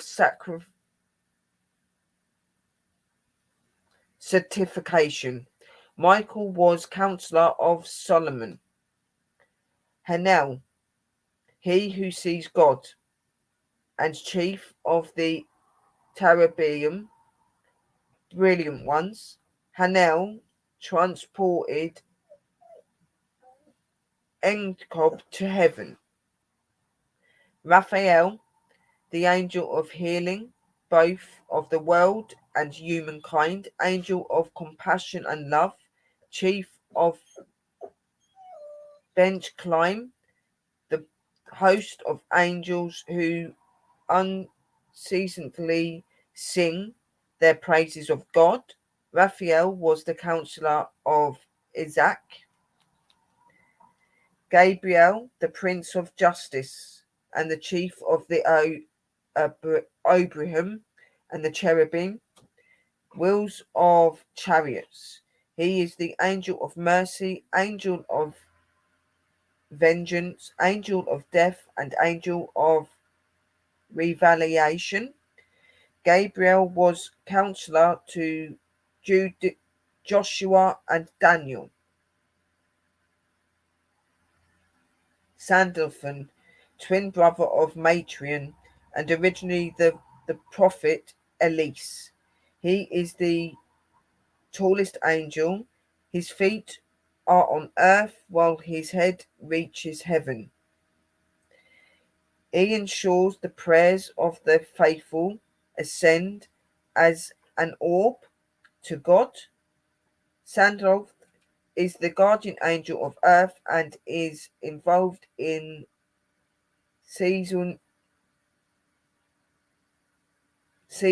combat with Samuel.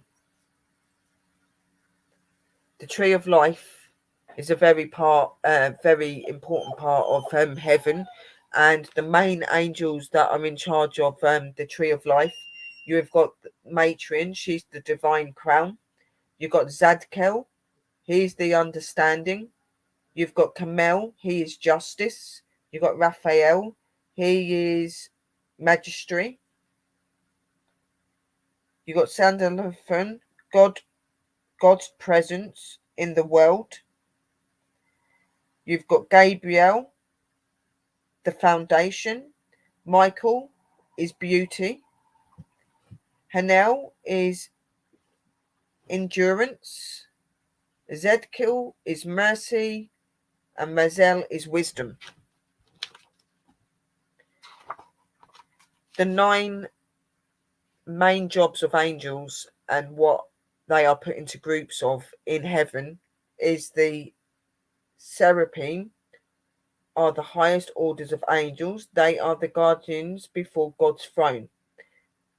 They are referred to as the burning ones because they are aflame with the love of God. God's grace flows through the supreme to the angels below, dispelling darkness and purifying the universe. They call one another, Holy, holy, holy is the Lord of hosts. The whole earth is full of his glory. The cherubim are God's record keepers and guardians of God's glory. The Lord God placed the cherubim at the east of the Garden of Eden to guard the way to the tree of life. They are the charioteers of God and the bearers of his throne. Then you've got the thrones considered. They consider how God's decision should be manifest and being about and bringing about justice according to the universal laws. You've got the Dominions.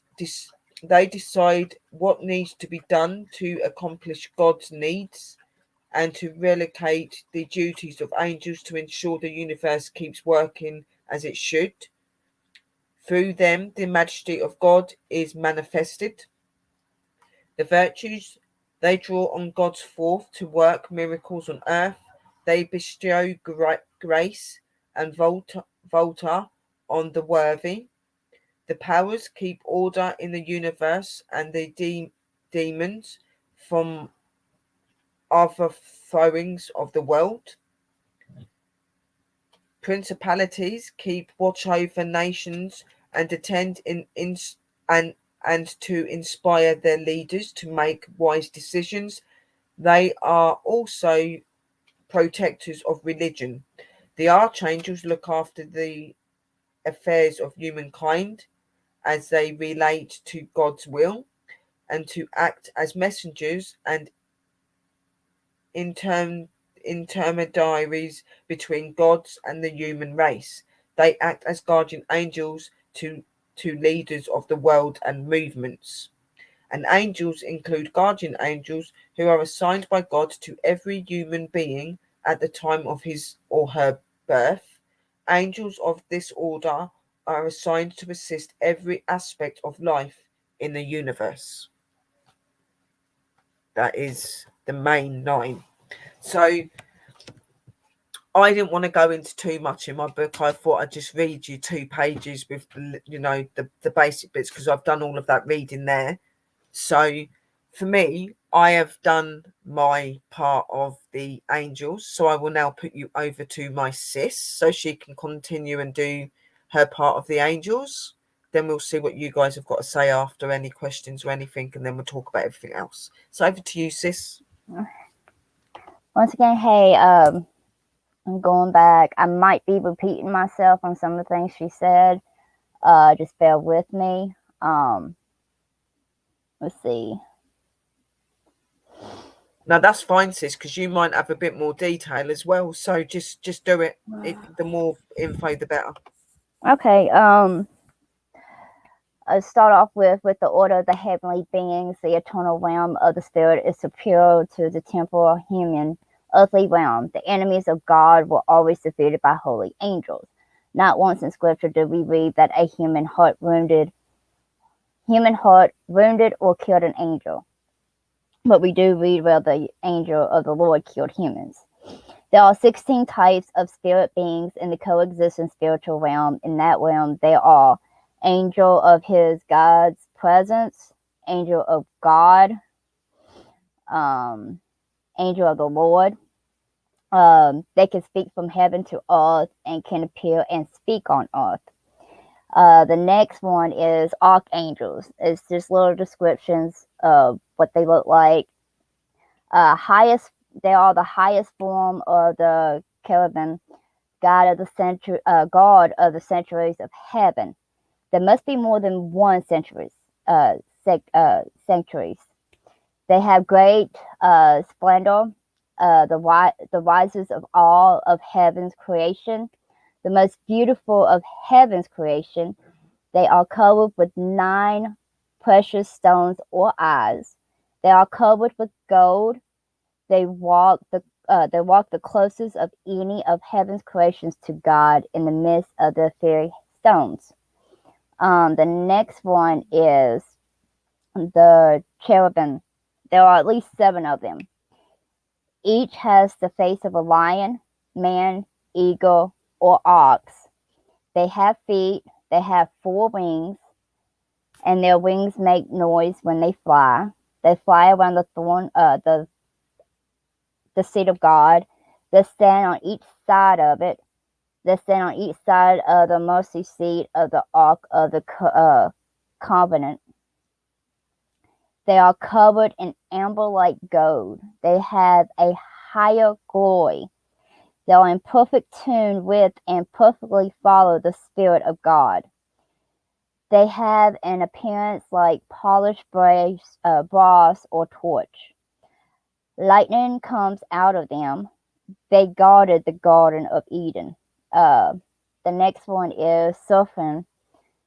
Seraphim translate the furry ones. They surround the throne. They fly around. They fly around the throne of God. They do not have feet. They're horrible. They attend to God's throne. They continually cry, "Holy, holy, holy." Their cry is so loud it shakes the door posts of heaven. And they have 6 wings. Also, we also have a next one category as the Watchers. They carry great authority. They observe. They report, judge, and sentence. Make unchangeable decease. And also the angel of death. He must be. It says it must be a watcher to the angel of death. We also, the next one, rulers and principalities, also known as chief angels. They choose to rise or fall, and they put kings in their place. They make sure everything stays in place, etc. Next category is the thrones. They do to control nations and kingdoms. Whoa. The next one is powers and authorities. They move armies or the cause nation to rise above other nations. Also, the next one is domains equals masters, regions and tribal issues. The next one is mights equal power. To empower, to conquer or overthrow another nation, tribe, or city. The next one after that are angels, which described here are heaven's agents. They boost of God and celebrate his presence. They excel in strength. They cause things to happen. They arrange for things to happen. They serve only God's commands and voice. The next one after angel, we have host, parallel to being the butlers of God. They minister, wait, or serve God. They seek to please God. They fulfill the pleasure of God. They are witnesses of heaven's intent on earth. And then we have the living wills. These living wills do not turn. They make great and thunderous noise. They have numerous eyes. They are the color of pure stone. They contain coals of fire to purify and for judgment. They appear as a wheel of burning fire below the throne of God.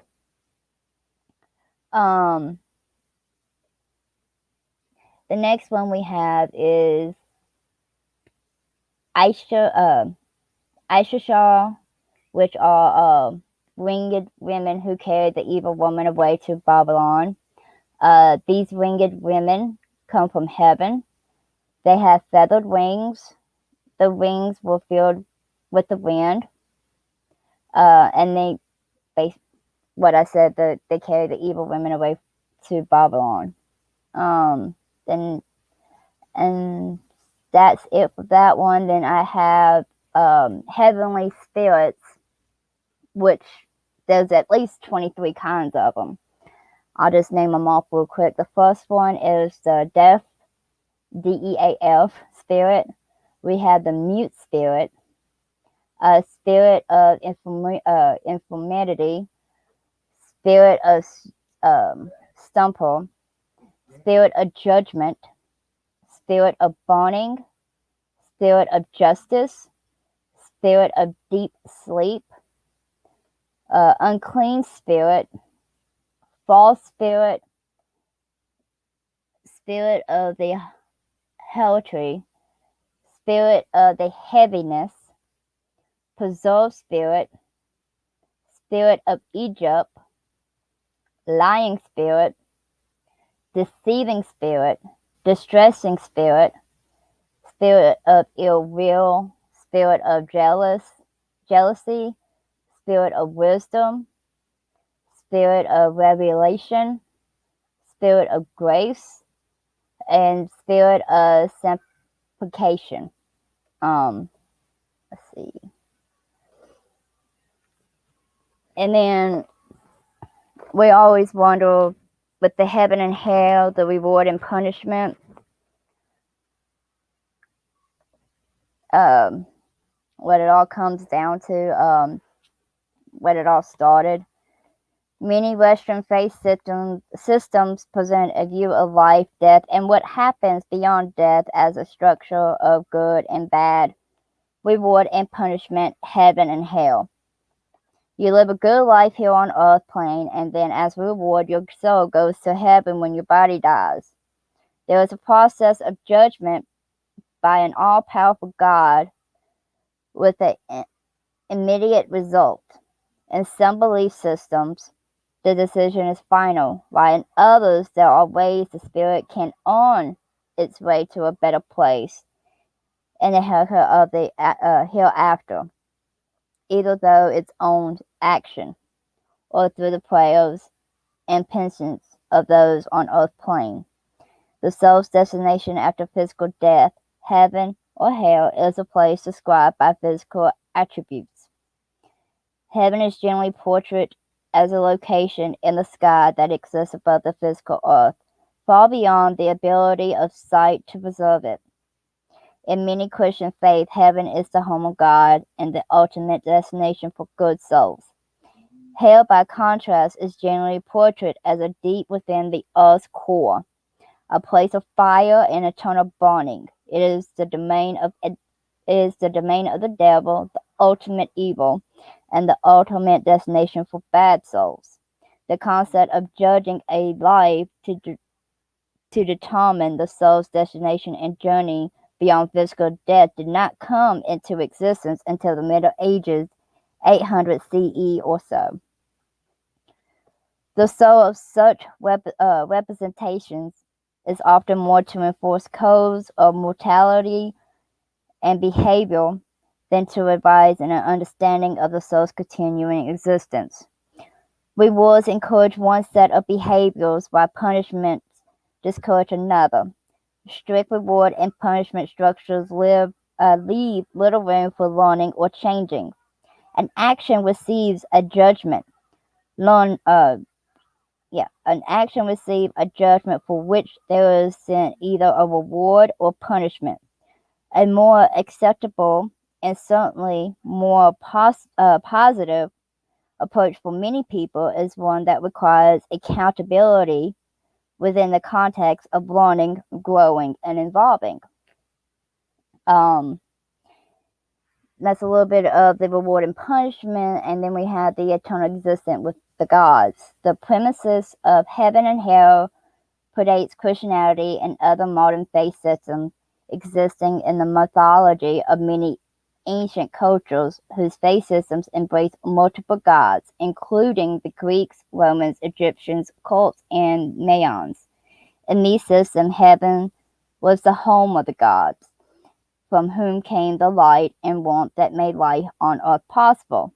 This heaven arched through the sky above the earth, with the movements of the sun, the visual evidence of its existence. In Greek and Roman mythology, Hades ruled the underworld from his place within the underworld, and various other gods did so in other cultures. Neither heaven nor the underworld in these ancient cultures were exclusive good or bad. In fact, the gods and goddesses who inhabited them had both good and bad characteristics. And everyone who died went to the underworld because this was where the dead lived after death. They didn't endure eternal suffering. To the contrary, theirs was an existence free from the pains and problems of physical life. There was no judgment to determine who ended up well. It seems that life pretty much went on as before death, but without the physical trappings. Um,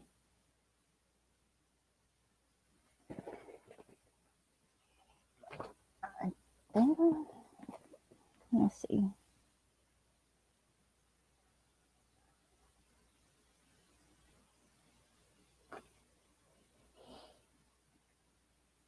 And I read up that,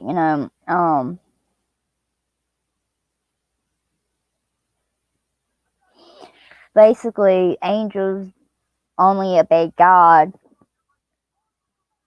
the holy ups.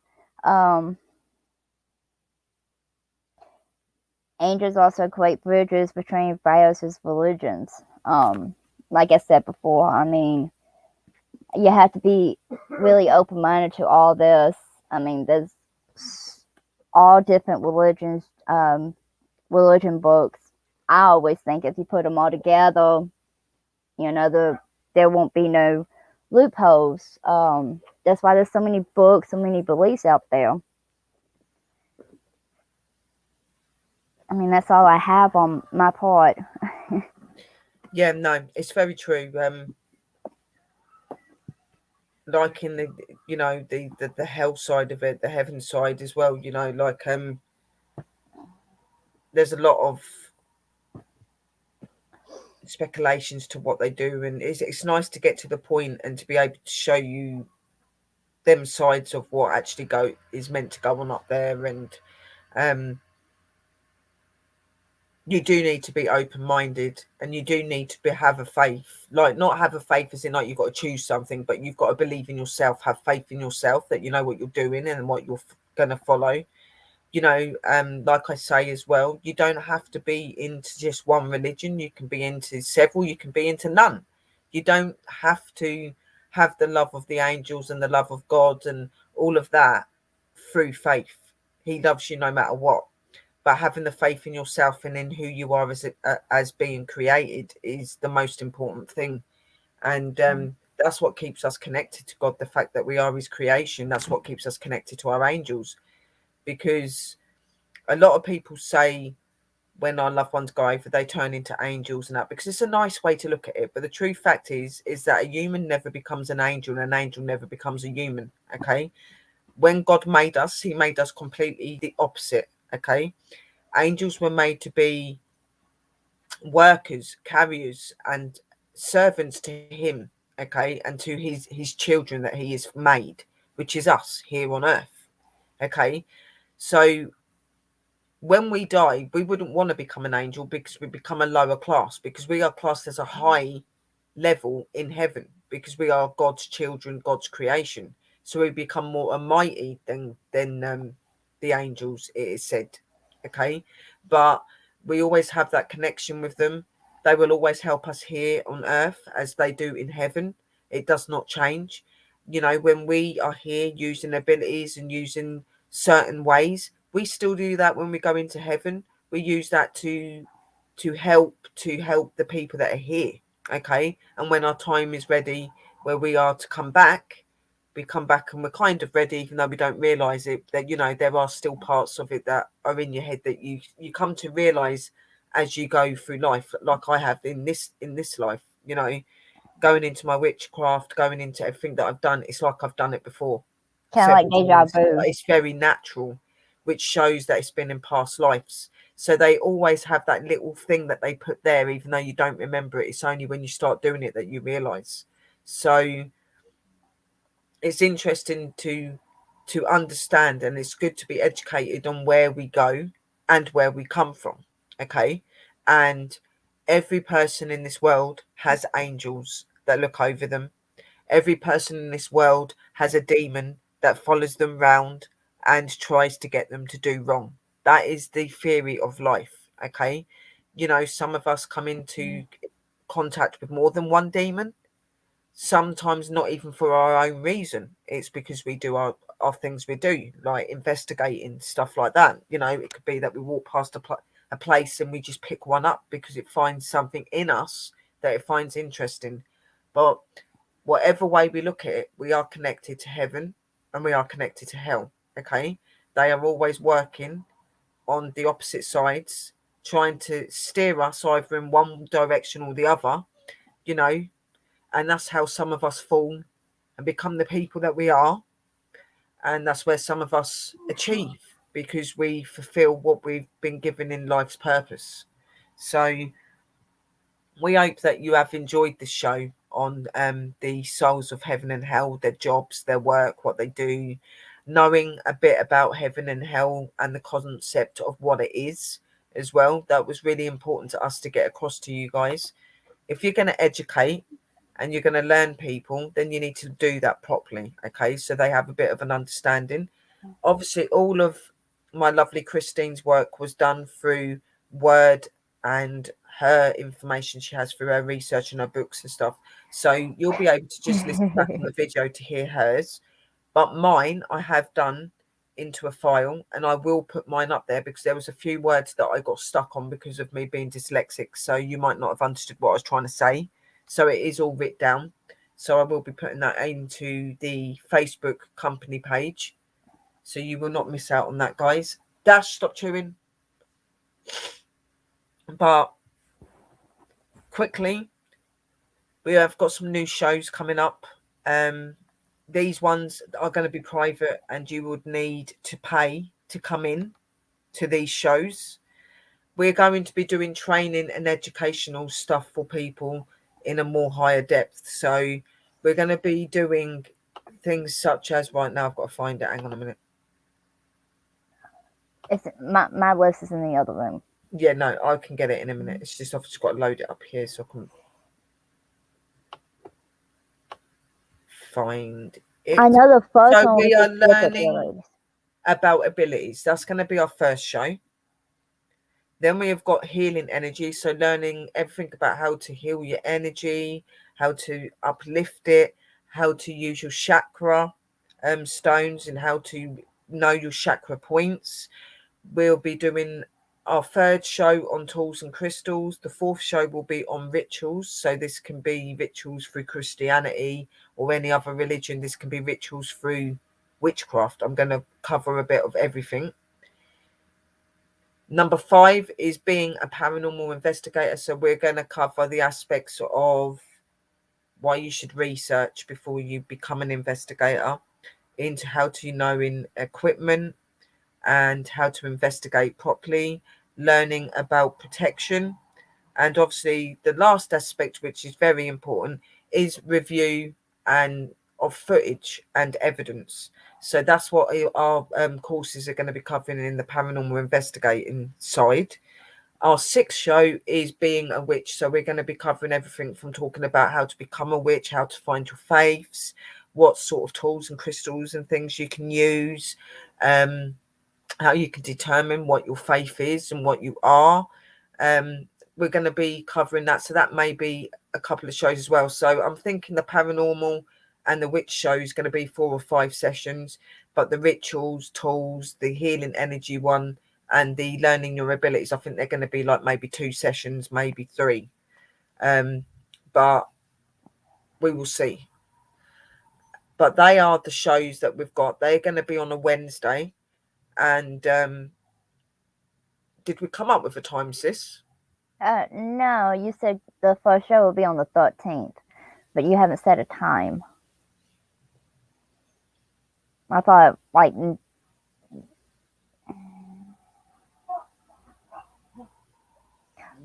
maybe it was 4:30 my time, and you was going to do it at 9:30. Yeah, so we'll do it at that time then. So 4:30 USA time, 9:30 UK time on Wednesdays. Every Wednesday, you do have to pay, as I said, to come to this one because it is private. And what I will do is send you the link to the video on the day of the lessons, and you come over. We're going to be building a little certificate thing where it just tells you each level that you've done. If you choose to go to all of 6 courses and pay for all of them individually, you can, and you will get a certificate at the end of all of it just saying that you have researched and studied into parts of these categories. And then if you want to go on to further research and studying, you can go to courses and things that can enhance that, but you would go there with some knowledge. So we're Kind going of to give be y'all doing guys that. a jump start. Yeah, we're giving you a jump start and a help to go forward. Then I've obviously got my shows on Fridays, which are my interview shows. Guys, I need you guys to come forward. If you want to come on an interview, please let me know. Okay, so we've got that. And then obviously we've got our Sunday shows that me and Christine and the other guys will be doing, which is where we're talking about different topics and stuff like that. What is the next topic for this one? Like I said, my list is in the other room. I'm just going down the page. Hang on.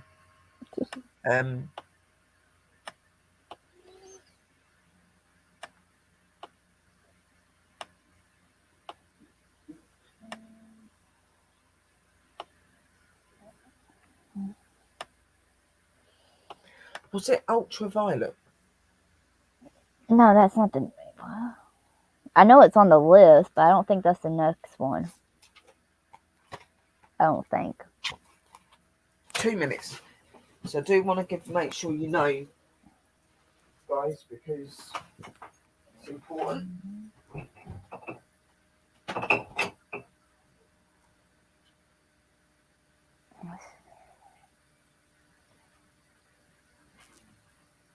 So is everybody enjoying the show so far?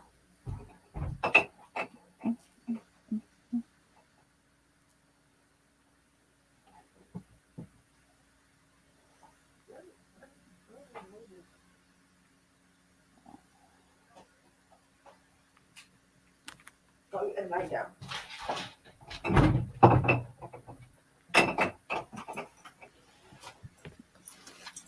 Got all these folders and that, guys, and whatever else. Don't know if I'm coming or going. Right, so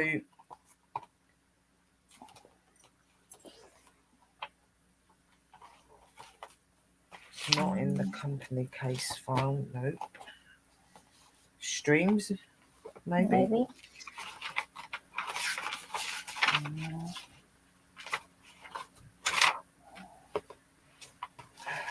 This is what happens when you've got so much work. You lose it.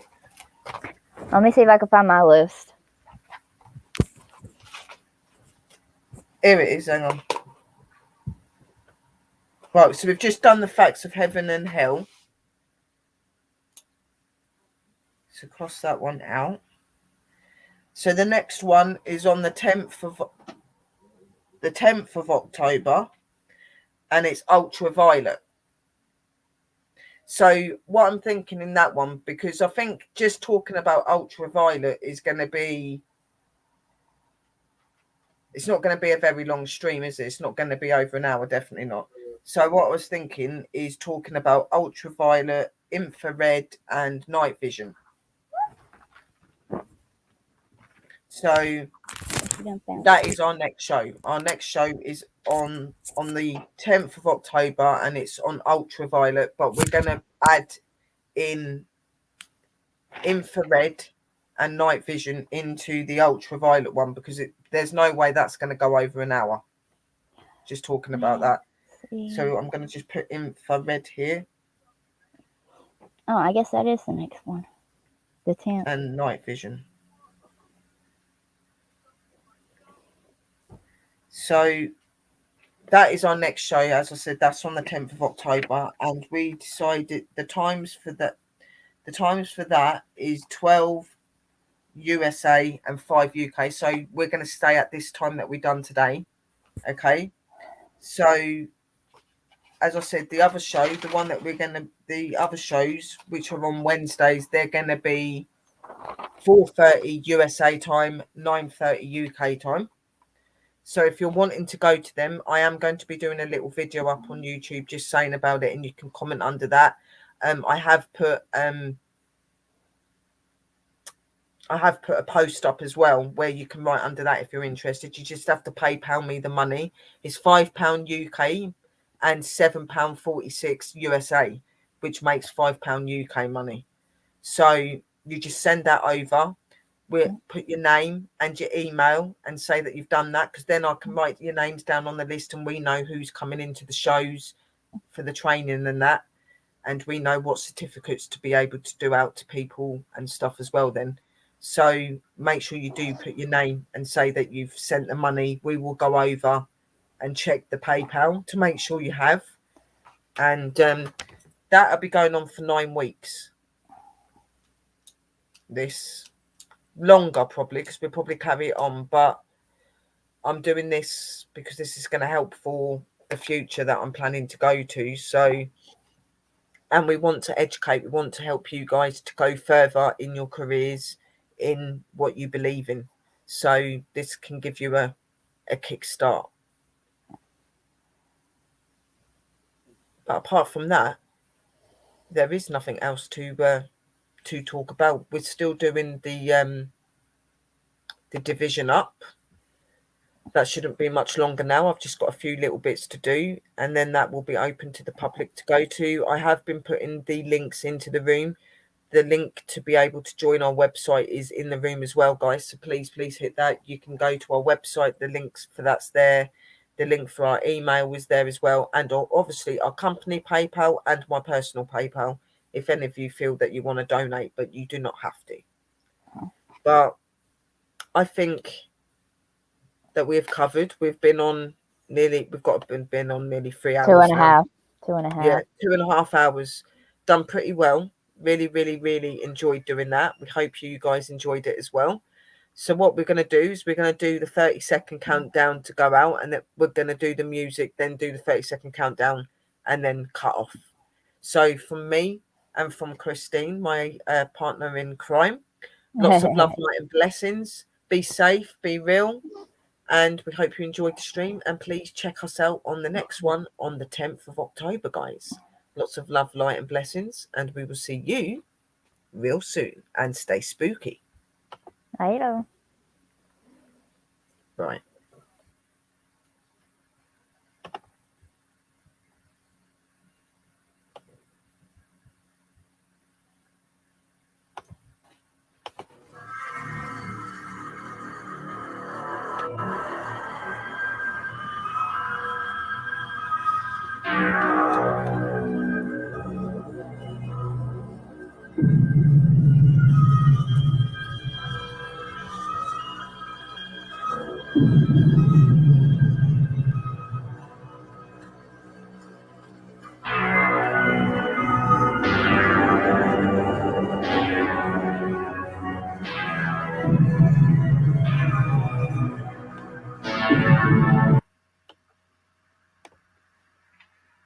Hello, and welcome to Paranormal World Investigators Research Division, shortened PWIRD. I'm a practicing white witch and shaman, and I have been investigating for over 20 years. This channel is made to talk about all things paranormal, supernatural, of the occult, demonic information, UFOs, and much more to strange and the unknown. Please remember to subscribe, like, share, and hit the bell to see more of this channel. And we will see you very soon. Thank you.